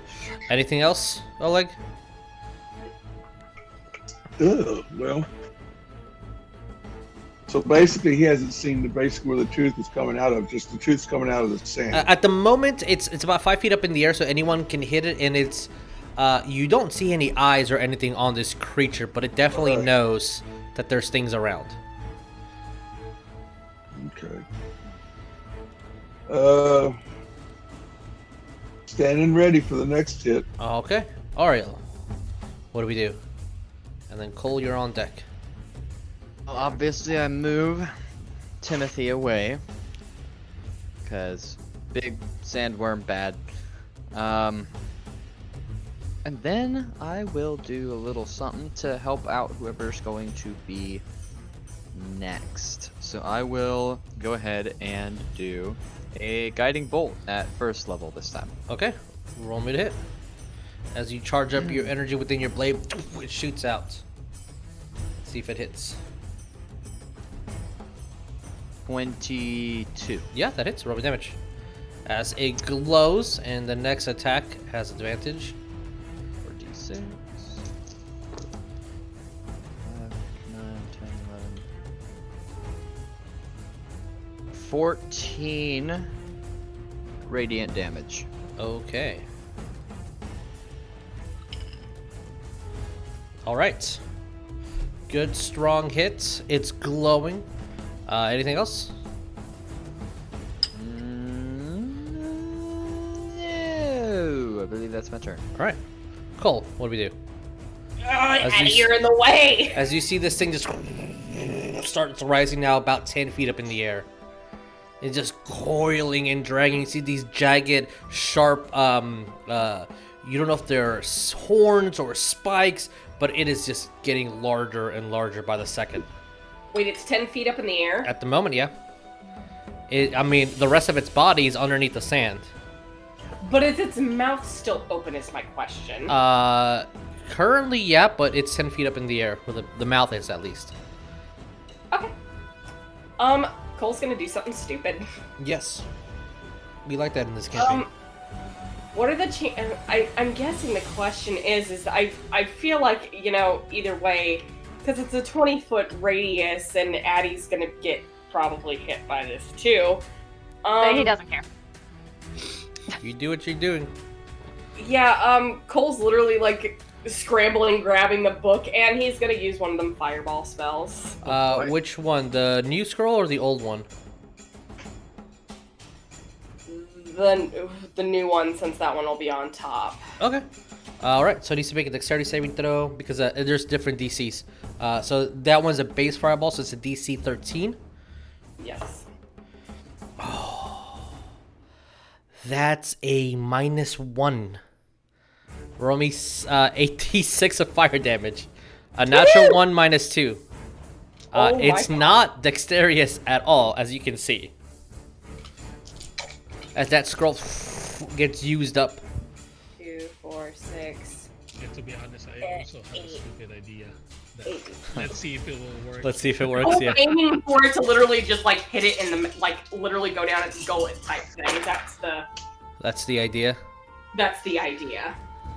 Cause you know, theatrics. As fireball is exactly this big. That's a lot of you have threes. Yep, those things. I have spells now. So as you kind of grab the scroll, read it, and just move your hand as the scroll just gets consumed and used up as the fireball hits and explodes. Addy, you feel the heat, but does not actually hit you since you cast it in the middle. It is the size of a fireball. And yeah, what is the damage? 35 points of fire damage. 35? Yeah. Okay. As it hits and you hear the of the explosion and this creature just screaming. Let me get rid of that. Cool. I pissed it off. Cole is also going to, since he's still mounted on the camel, move the camel and himself back. Okay. Hey Cole, does a 25 hit? Oh yeah, that definitely hits. Okay. Cole, I need you to make me a dexterity saving throw. Oh boy. That's a natural 20. Natural 20. Yes. So... 21. Thank you. Because that's very specific. I need to know. Alright, so... That is 20 points of piercing damage as it grabs and bites you. As it kind of scrapes your skin and drags onto your arm.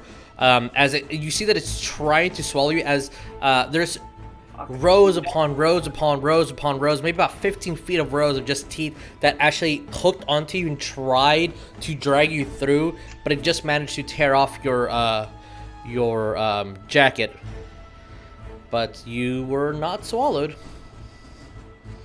Yay. Alright, anything else? Shield of Faith.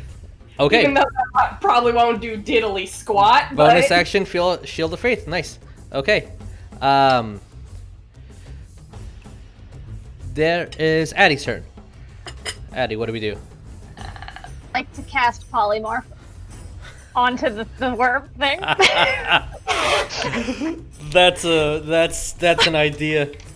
All right. What is the wisdom save? 17. All right, let's see. That is a 10. What did you polymorph it into? A fish. Yes. Oh my god! All right. This gargantuan worm turns into a fish. And he's just gonna walk up over to it and pick it up by the tail and just be like, "Got it." Wait, is it there like a big? Is there a hole there? In there? Yeah, Is there a it's kind of sinking Okay. down. Okay. Okay. Huh. Are you so polymorph? I will say that. Roll me a athletics or acrobatics. Oh, I'm gladly. Which one's my higher one? I think it's acrobatics. Yeah, it is. That's how big the baby is at the moment. 24. 24. As it's sliding down, the fish is just kind of flipping and just falling down, and you dive about 10 feet into this pit as you grab it by the fin, and Okay. and it's trying to bite you. It is an aggressive flipper. All right. What kind of fish? I imagine it to be like a bass. Okay. Of course, it has a big mouth too. Yep, You know? yep. I would like to, if I can, I don't know if I can do this, but I'd like to throw it to West. Why? Why? Kill it! Zip, Cook it. Cook it. stab it! Smash it! I don't know! Smoke it. As Use my I'll say that it would have to be on the next turn, to be honest. Okay, he'll just be holding on to it then. All right. It is now the purple worm's turn. It is polymorphed into a fish. Rognarv, what do you do? Okay, so I guess I'll roast my reaction. But I will actually say it was like, wait, if you kill the fish on a polymorph form, is it gonna transform back into a worm? I don't know! We need to kill it though! I think that's what happened. So, Bag of what if you holding? just- I have a bag of holding. Catch it! Get it! I'm gonna catch it. I'm gonna go into the bag of holding. You're gonna put the fish in the bag of holding? Yeah, Okay, you put the fish in the because bag of he holding. threw it. He threw it. It's just a reaction. I go Okay, like this with you the grab bag it. of holding. You have it. Action, Please tell put me it in there the was bag of nothing holding. else in the bag of holding. This is what I was thinking Bag of basically. holding. Like, do you have a bag of holding? Or like he asked, and then I was like, I do, and then I got to grab my, and they said, here, catch it. And then it was just like a reactionary Uh-huh. thing to put the bag of holding right in front, so it Just like a jumps into it. basketball. Sure, no problem. As goes into the bag of holding, just fish goes in, no problem whatsoever. Anything else, Rognarv? I don't know what's gonna happen. We're like, wait, what's gonna happen to my things? Tie off the bag of holding and never open it again. But I have things in there. Bram! What else is in there? You're gonna I'm let Brom gonna out? action. One. Get Let Bram out, let him 'cause out. I'm scared. Brom comes And out, then I'm and gonna you close the honestly, bag of holding. you start seeing Brom just do this. Starts sinking into the sand. She Uh-oh. does not have proper equipment to be in here, and she has Okay. many parts that can get filled up. It's not like a dramatic thing, but you are seeing that she's slowly sinking. So we have another bag of holding. Ariell has some. With that, And then Wes, what are we I'm doing? gonna close the bag of holding. Don't fucking know, honestly. I want 'cause- to do at least a 4 rotation, so Wes will be the last person. At least give you something before we go into RP, because Cool, yeah, I'm gonna just, West has no fucking clue what to do at this point. First there was a worm, we were gonna attack it, and now there's a fish. Now the fish is in Rognarv's bag. It's probably a bad idea, but you know what? Hindsight 2020, fuck it. So we're gonna just, I never got your name, Sir Camel, so I'm gonna just back you up away from Okay. all of this. all right. Because I And- don't trust what's about to happen. With the threat being eliminated, Is it though? Is it? Is It's it? too easy. It's just put off until another time, honestly. That's kind of like how we handle a lot of our problems, and we're proving that it's not a good idea to do that. Wait. So does this mean that like the next enemy we run across, we can literally just take the bag of holding, and it's literally like one of those cans with the snake? Not that Wes knows this, but polymorph only lasts for now. mm-hmm. Ariel, you good? That's how I feel too. It's I'm the gonna gift yell at that I Ariell. sent in the Discord. I mean, that is. I'm gonna yell at Ariell. I was like, Ariell, I need some help with a bag of holding.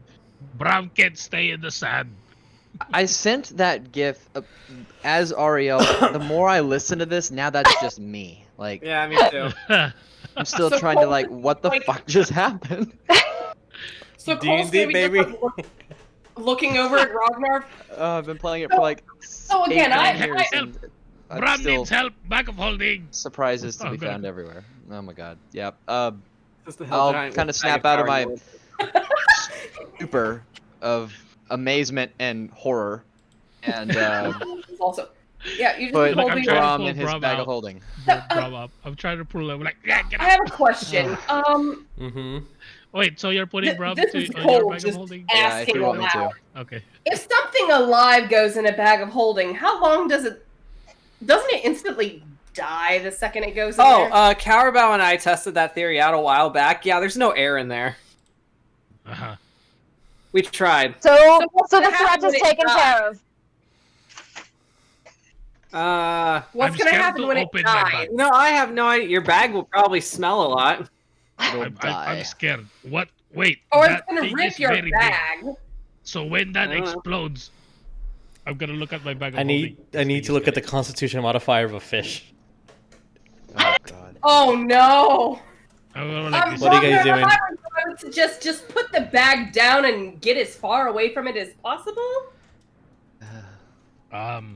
Does he have Can other we stuff? smash the You bag? know what? I can make another bag of holding, but I do have Yeah, but some what things in else? here.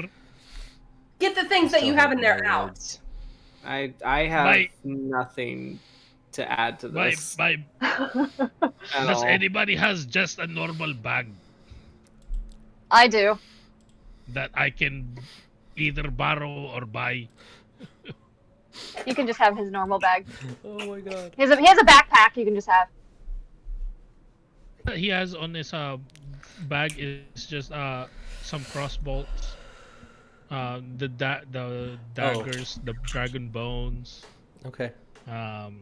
potion of healing, ration. So you're taking all that out and putting it into Addie's bag? Yeah, I'm just taking it out and then I'll put some in there and then borrow someone's bag of holding to put some of the things to other things. Okay. Like Braum.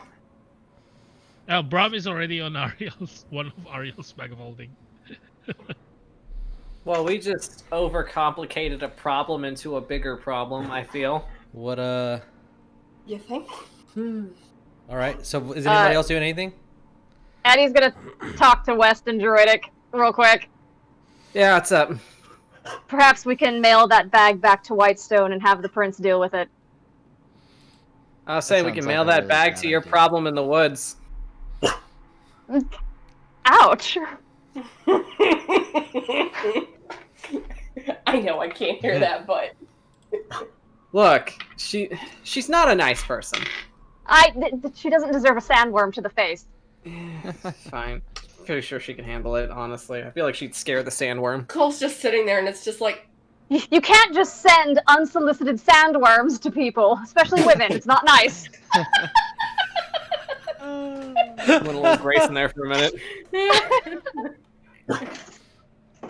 All right. that sounds like an innuendo. What about the rest of y'all? Cole's just, Yeah. he's stupefied. It's So is yeah, Ariell. Yeah. it's fine. I'm sorry, that was out of line. I'm just gonna. I'm just perturbed by this whole fish scenario. Cole's also moving the camel back over this way just because it's like... Can't we just leave it on the ground? If this thing... Rognarv is holding the bag of holding kind of like this, just with two fingers. Kinda Maybe you should just put it down, Rognarv. Wait, should I put Put it it back over in- there by the put it back- sinkhole? Yeah, put it back into the sinkhole and maybe we could just bury it and just Yeah, you pretend should- it I'm never gonna happened. look at my Yeah, bag just of let the holding fish well. What if I flew extraordinarily high into the air and then dumped it out? Throw of it into the bag? sun. Yeah, That's just fine. throw it right into the sun. Wait, you're gonna pull the fish and throw it? What? Well, what? No. What if I fly extraordinarily high up and open it and let it come out and hopefully the fall will kill it? Well, Is it still will in kill fish the form fish is the real and question. then transform into a thing. We're overcomplicating it. We should just leave the fish in the hole and just go. I agree with that. That's what I Very was well, thinking. very Just well. leave the fish in the hole and go. And just run as fast as we can. Yes, agreed. So be it. So My camel agrees with me. you have the bag of holding. What are you doing with it? I am going in on. I am go. Ah, no, what happened? Oh, I'm gonna ride my camel that I'm using. Go with it, and then I'm gonna wait. So, are we throwing the bag of holding Here's or the the fish. fish? You have Just the bag of holding It's a lost cause now, Rognarv. It's fine. I can make another one. I'm gonna go Okay, good. throw the Sure. bag of holding like right here where Did the you have everything out of hole- there? Like yeah, I got some stuff out. Okay, so Run. I'm going to explain what happened. Oh no! Please But do. I also I'm so glad I backed up. I also need you to know that I keep trying to think of a different scenario, but the more I think about it, the more I'm like, no, this is how I'm ruling it. As you kind of throw the bag of holding down, I choose you, Sandworm. I'm going to ask everybody Oh, no. in a. Uh-huh. It is considered a gargantuan creature. Oh So no! Yeah, I'm going to it is. Mm-hmm. ask everybody in a 20-foot radius. Damn, I just make it. So All right, save. so Good luck, guys. the camels, which I'll roll for them. Oleg, That, y'all didn't think Addy, of that. No. That's on y'all. Rognarv. I need all you guys to roll me a dexterity saving throw. This camel, his head's just in the way. Well, He's- his he's head's putting gonna. that. His head needs to make a dexterity saving throw. Well, I'm good at dexterity, so I'm fine. Nailed it. I had a 22. Natural 20, 22. Okay, that's a pass. Oh, Yeah, like what did you get? 19. 19's a pass. 10. 10. Oh, like that is not quite a pass. Oh no. Boy. I want Ariell. Oh, Ariell, you're in that too, so I need you to roll me one. I rolled a 19. 19's a pass. I need Wes and Cole to roll me perception. Oh boy! You know what? That's a 28. What do I see? 28. You'll see something, Oh no! and you don't know if you like what you see or what, but you'll see something. West, 17. 17. You do not quite see what this is happening. Okay. So,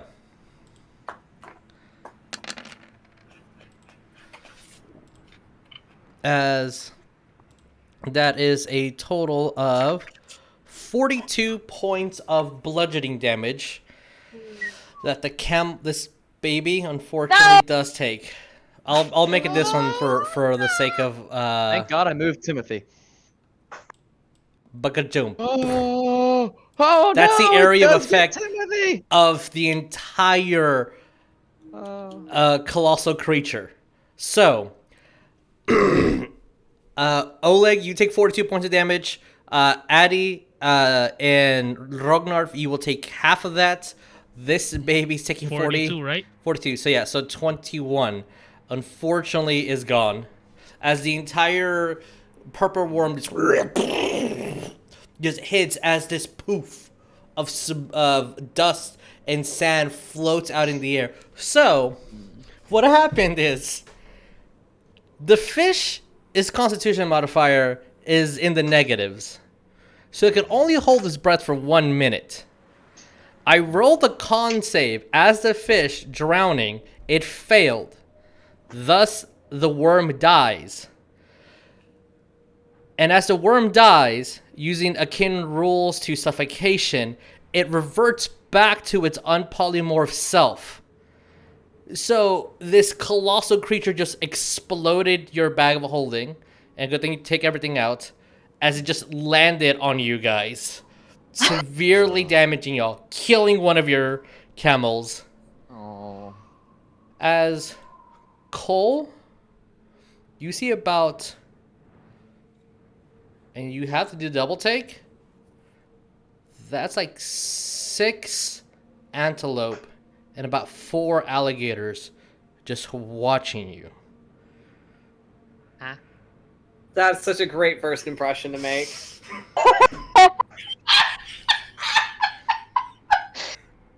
Wes is just head in his hands, just like, Jesus. Cole's literally looking over at Rognarv just. As one of the antelopes unbeast shapes and it's this woman with these shaved head, dreads down to her ankle, very loose clothing, a lot of scarification on her wrists, a little bit on her cheeks, and this odd like tattoo that kind of goes into a V shape on her head.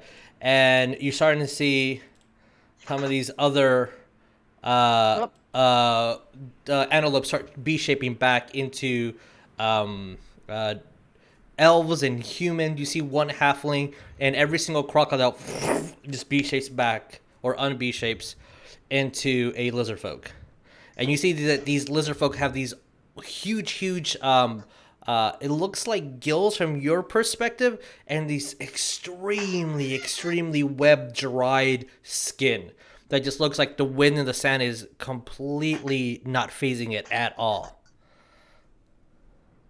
So, we found the druids, I think.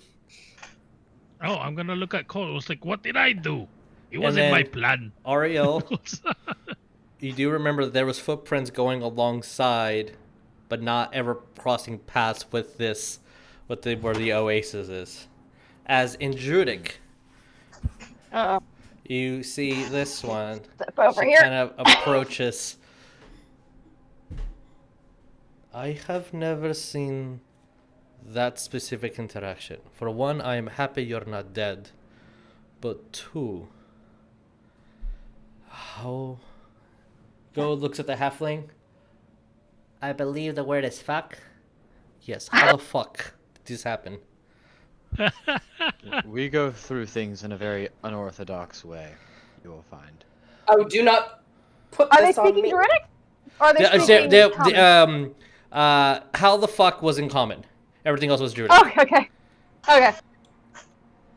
Okay, I do Addie say that. will- I'm assuming I know, like, kind of, the how the fuck. I'm Yeah. guessing at what he's saying. Yeah. Addie will Wait, speak so in is this Druidic thing back dead? to him.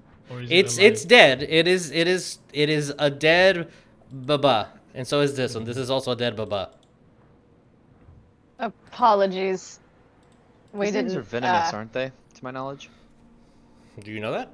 Roll me a Yeah. nature's a stretch, but roll me nature. Cole is going to corral the other two. Nature is a +3. That is a dirty 20. Yes, it does have a lot of venom. Extracting it is very, very difficult. But I try to extract some into one of my empty bottles.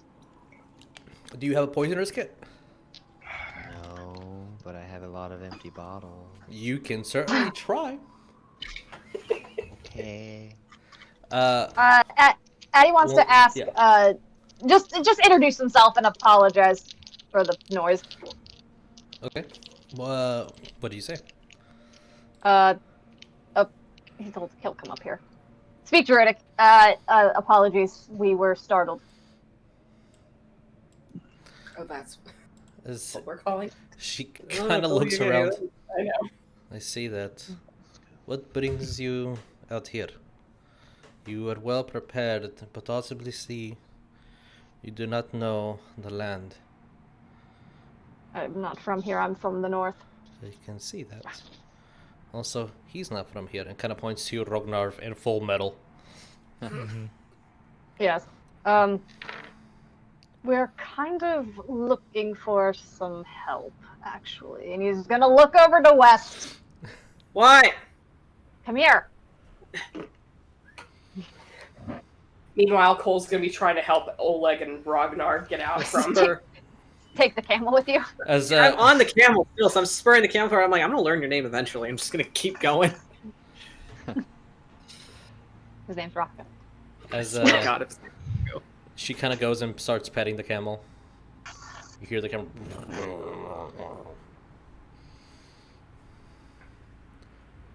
Yes, you require help. We're looking for a friend, right, Wes? Yeah, continuing the conversation, Druidic. We have a friend that was he was taken and possibly being held somewhere, I guess, out here underground. We didn't know if you knew anything about any underground cave systems Water chan- and glowing mushrooms. Yeah, there's a chance he might be used for a ritual that is going to be very bad in the long run for all of us. She looks very confused, but also there's a sense of like understanding. Kind of looks towards everybody, and in druidic says, "Cave," and that's all. And as you see, the lizard folk start talking amongst themselves, and the other people start all speaking druidic with themselves. You won't find caves here. You're about a couple days away. And then she points back to where you were coming from. God damn it. We are It doesn't also necessarily have to be a cave. looking for some of our tribe. Seems every knoll has left in the middle of the night.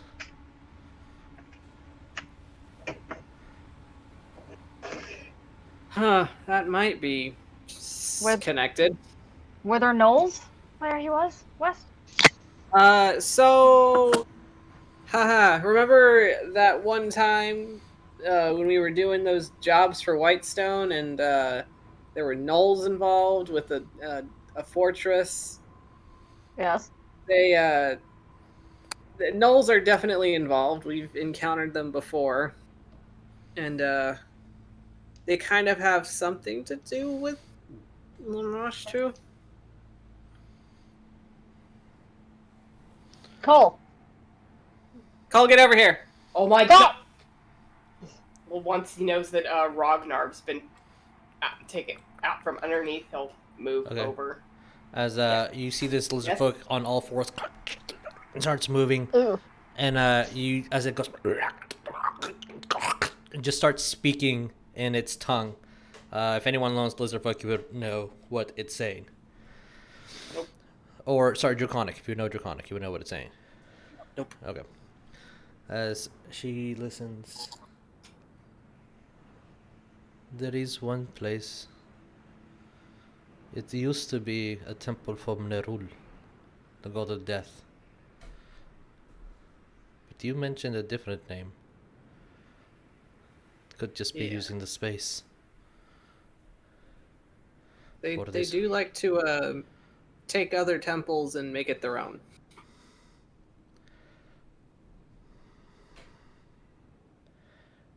Leaving the tribe is a penalty.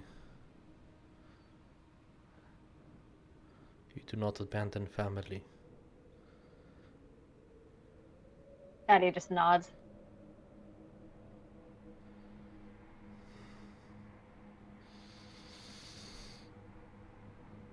So, is there a chance you could... how far away is this temple?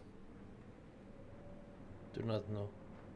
As she kind of grabs the sand underneath her, and she mutters some words, and you see like a brief green glow underneath the sand. Just as she grabs, like almost like she just summoned the scorpion.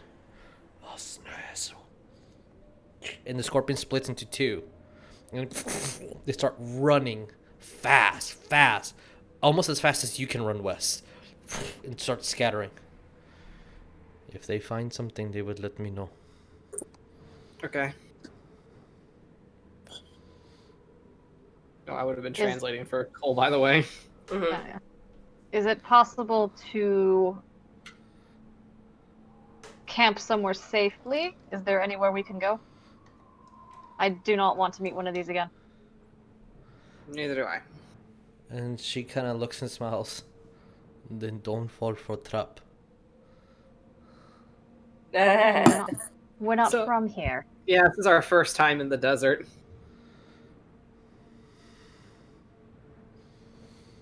She kind of like cocks her head.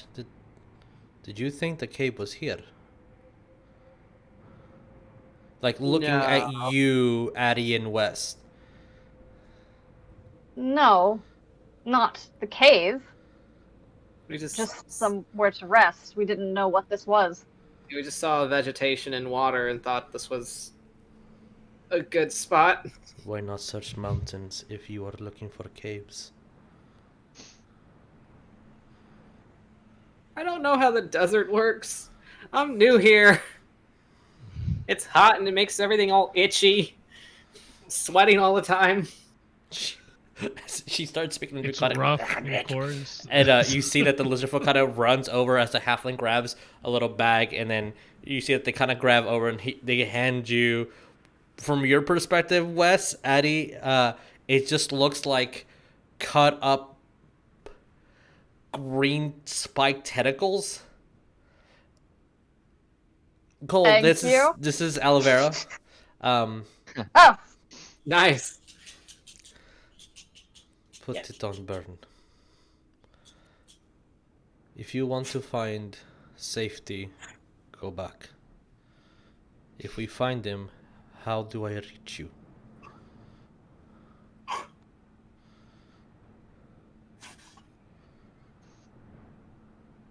Eddie's just gonna be like, what do we do? Wes? Ariell! Slowly getting the Don't whole look party at over me. there. Cole's gonna reach in and pull out his sending stone. Yeah. Not the sending stone! So you Yeah, scream that out. A little Hurry up! confused. I keep yelling at Ariel until he gets over here. Yelling 15 feet away. Ariel! I'm in the middle of trying to collect some very dangerous poison. We're out here for So, you too! Ariel, roll me Yeah. a sleight of hand with a disadvantage. Oh boy.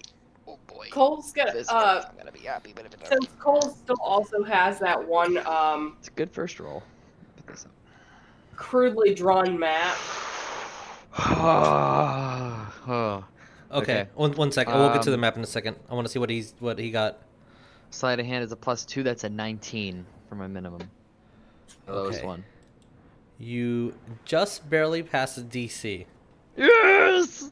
So that is Poison! 9d6 of damage. Ah. Good lord. D6? Holy crap. So that is Nice. 13 points of poison damage that you take from 13. as the poison hits your skin, and a slight abrasion from one of this, just the sand being here, just a slight dried up piece of skin. That's all it needs.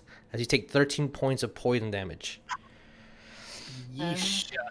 But you have a jar of purple worm venom. Yay!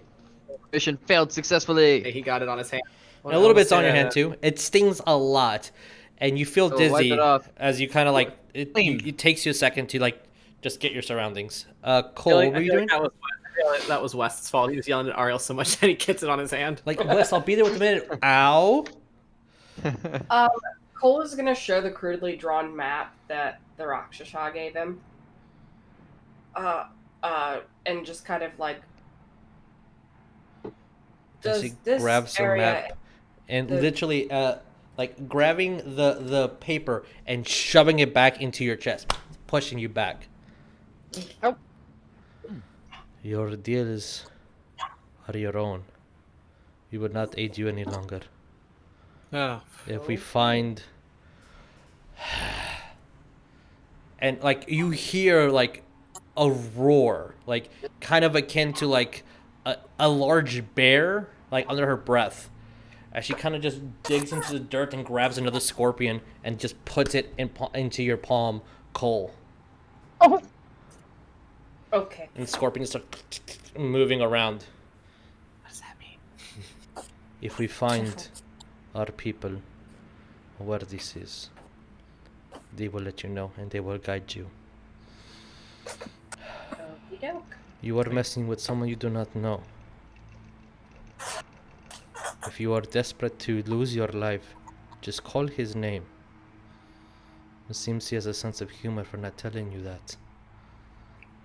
And then she makes some weird gesture in the air, and you can see that the lizard folk B-shape back into these odd-looking crocodiles and start just running as they B-shape back into antelopes. Starts just jumping onto the dunes and leaving.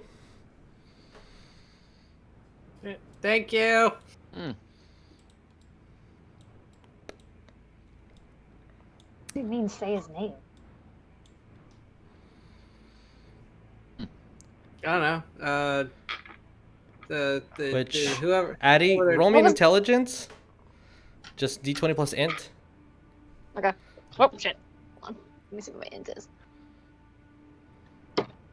19. If you remember, Addy and Cole, this is starting to come. Your conversation with him, with King Shaw, back at the what was it called? Something Duck, Dirty Duck, or something, whatever Yeah. the tavern was called. A very, Oh my very. goodness, I am. Ooh. That's King Shaw right there. So the druid's leaving. Very, Yeah. very powerful devils. There is a having someone's true name is a very powerful thing, especially with creatures and entities of this strength and magnitude. But King Shaw seems so confident and powerful that it's not worried for anyone to have its authentic name. For he fears nothing. But anytime anyone utters it, he knows. He knows where you are. He knows you.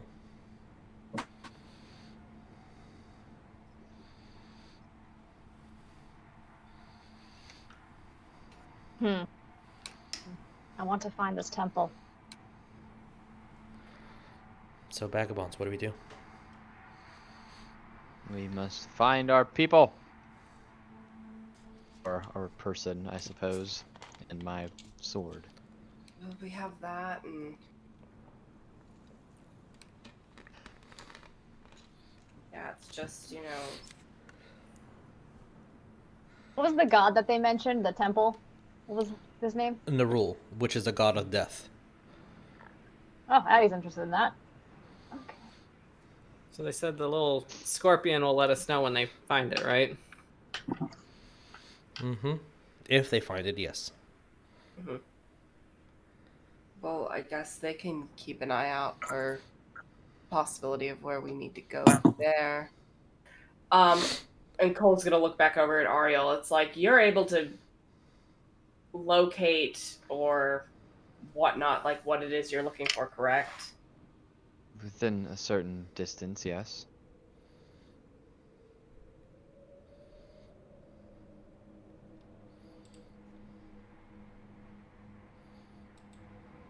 Yeah, Cole's again just looking at the crudely drawn map, just like.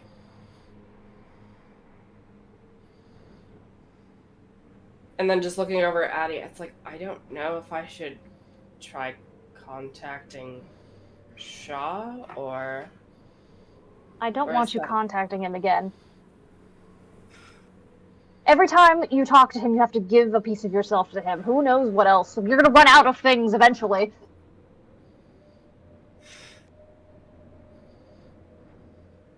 You're gonna see Cole just huff.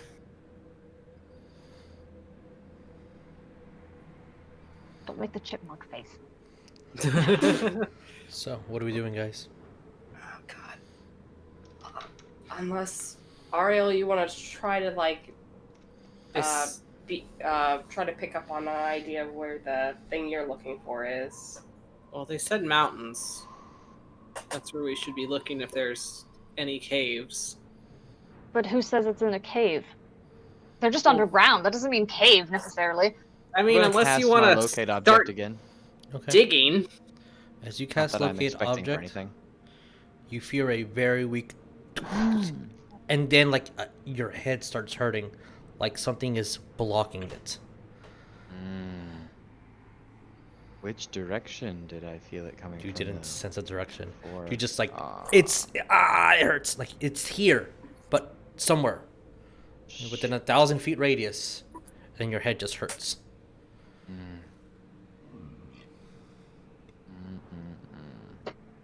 I'm not sure what to do.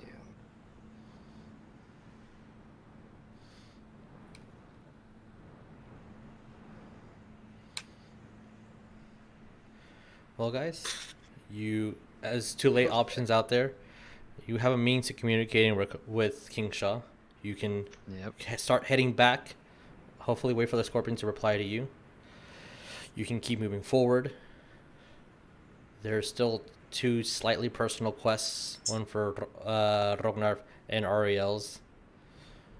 You can continue searching in the city that you know, at least as far as your mom has told you, Cole, like the effects of this is going to be pretty wide. So you probably have some clue of the start of this. You are about a day or so away from the city. It's probably not. If it is, if the cave is somewhere that is not here, the closer you are to it, the closer you are to finding the regional effects. By the time you start seeing those regional effects, according to the hypothesis from your mother, that means that Jamal has already had his life taken. I would like to try something. Yes. I would like to have Addie commune with nature. All right. Let's do and that. that will be, he gets instant knowledge of like terrain, bodies of water, plants, animals, peoples, celestial, fae, elementals, or undead, influence from other planes of existence or buildings nearby. I want to see how large their knowledge is. You briefly become one with nature, gaining knowledge. In outdoors, you gain knowledge of the land within 3 miles. In caverns and natural underground. Okay. The radius is limited by 300 feet. Okay, if it's underground. You are out in the open. Okay. Alright. And you instantly gain knowledge of the 3 factors of your choice. What are your 3 facts that you're looking for? Influences from other planes of existence. Okay. Any type of fiends. And bodies of water. Okay.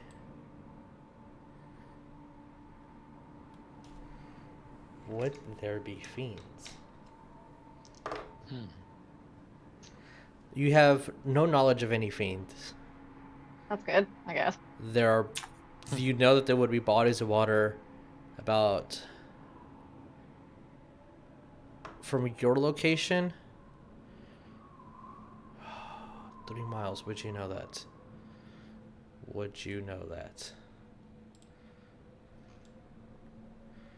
That is about...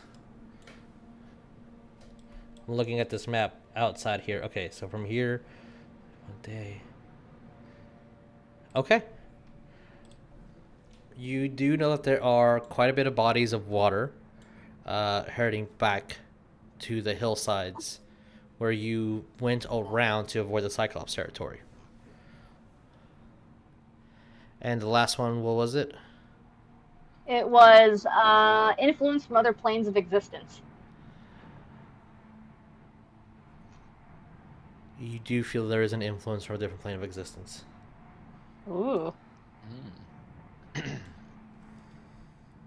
And do I get a direction or any other hint? You instantly Of gain where the that's knowledge coming of these factors. You do not know the specifics of it. Okay. He'll relay that to the party, like everything that he's feeling. Like there's water nearby. There's. Okay. You could determine the location of a powerful undead in an area, or the location of a major source of safe water drinking, location, and the locations that are nearby. Okay, so here's a couple of things. Influence from a different plane, yes. And you know the locations. 2 of them are right in front of you. 3 of them are right in front of you. Oleg, Ariell, and West. You know that heading towards the mid-range of the mountains, you would find your water source. And also, a ping of something from a different plane of existence being influenced in that direction as well.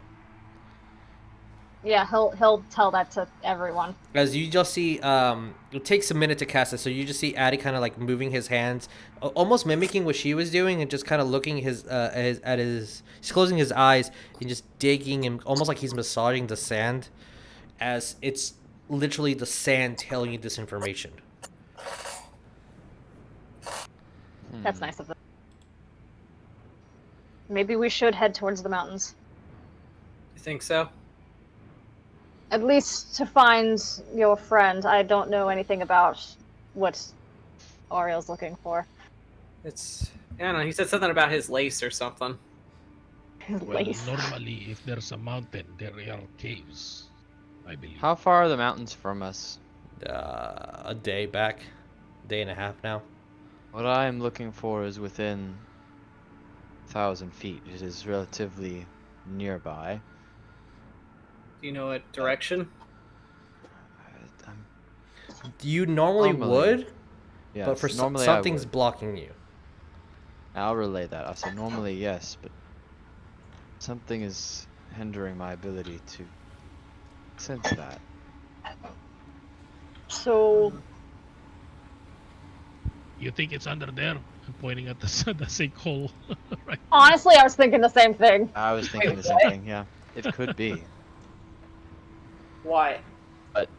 I do feel that Just so you guys know that when you Jamal's- look within the sinkhole, it's about 20 feet of sand before it just gets filled up. Unlike the worms, like in the Underdark, that leave tunnels, here the tunnels get filled up immediately with the sand just kind of falling down. I'm also gonna think. You think it's inside that worm? I Don't. doubt that very much, and I kind of don't want to find out the hard way. But Well, do we want regardless, I to- believe Jamal's life is what's important right now. My blade can wait. We can just maybe I mean, you did say that. mark this area. How are we return gonna mark for it? your It's son. sand. On Well, a there's a map. big dead worm here, mean- so Oh, yeah, you guys do notice this extremely large coiled worm that takes up a good portion of the area. Hey, you never know. Maybe there's a bigger worm that will eat this big worm. Mm. I don't want to imagine that. There's always a bigger fish. That's what I've been told. I So, Vagabonds, what do we want to do? hate having so many options. I guess we could start heading towards the mountains, maybe. But I mean, Ariell, you did say that having your sword would probably make this encounter a lot. It would help. Well, yes, of course, but it won't help us if Jamal is killed in the meantime. Yeah, that's It's true. up to you all, but that is... If Jamal's life There we- is at risk right now, Yeah, I want to get to Jamal as quickly as possible. I Then I don't let's want head to be. that mountains. Then I don't maybe want to That's a good. do that again. That's a good place to start with Mhm. what Adi said. And also, there's might be caves on the mountains. That's living in the mountains as a dwarf. It's kind of like that. It's also Cyclops territory. do we want to stay here the night and maybe explore the area and see if we can find whatever Ariel's looking for? And then in the morning What we'll time leave? is it? Noon? I just kind of look to the party like it's their call at this point. If they mean- want to stay here and give us time to look for it, I'm not going to be opposed, but if they want to keep going for Jamal, then I also will not be opposed. What's the boat, guys? I say I'm it's- indifferent. I say we keep moving. Indifference is not an option at this Yeah. moment, since we have been I discussing this for a while. know. So vote. I We have feel one like vote we should for move moving back, 2 votes as- for moving back. as- I Okay. feel like it's better if we move as fast as we can, Okay. in a way. All right. Addie's going to do his little rites on the worm and that poor camel. Poor camel. Oh yeah, did my camel die too? I had a camel down here. No, only That this one was died. your camel. Huh? Only this one died. Oh. So this camel is okay? Mm-hmm. Okay. Is he hurt? Yeah, they're both injured. Oh, can Heal them up. cure wounds work? Oh. Cure wounds a Sure. camel? Would you cast Cure Wounds at what level? Cole, would you like to share a level camel? 2? Okay. Yeah, you cast Cure Oh, Wounds. Will it Fine. cast? Did it Yeah. cast? Make cast Cure Wounds. Okay. Yeah, we can. What was your question, Addie? Addie was asking Cole if he wanted to share a camel. Okay. Cole's All like, right. fine. I mean, 17 HP. All right. The camel is healed fully. The other camel is a little bit injured. Definitely is going to be slower to walk with. yeah, Cole will heal that one. Okay. You heal it. Roll me some hit die. Or HP. I'll do a level 2. Okay. As we're like on the camels, starting to like kind of walk towards the mountains, if anyone's paying attention, Ariell will kind of look back 15. to the spot that we were just at, 15. Okay. It's and not full. but seeming it's a bit conflicted Okay. at the same time. You know? As you guys have your destination, you are going to head back. You have your own possible leads. If those scorpions find anything, they will let you know.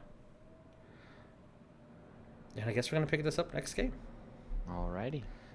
Excited to see where you guys do. This is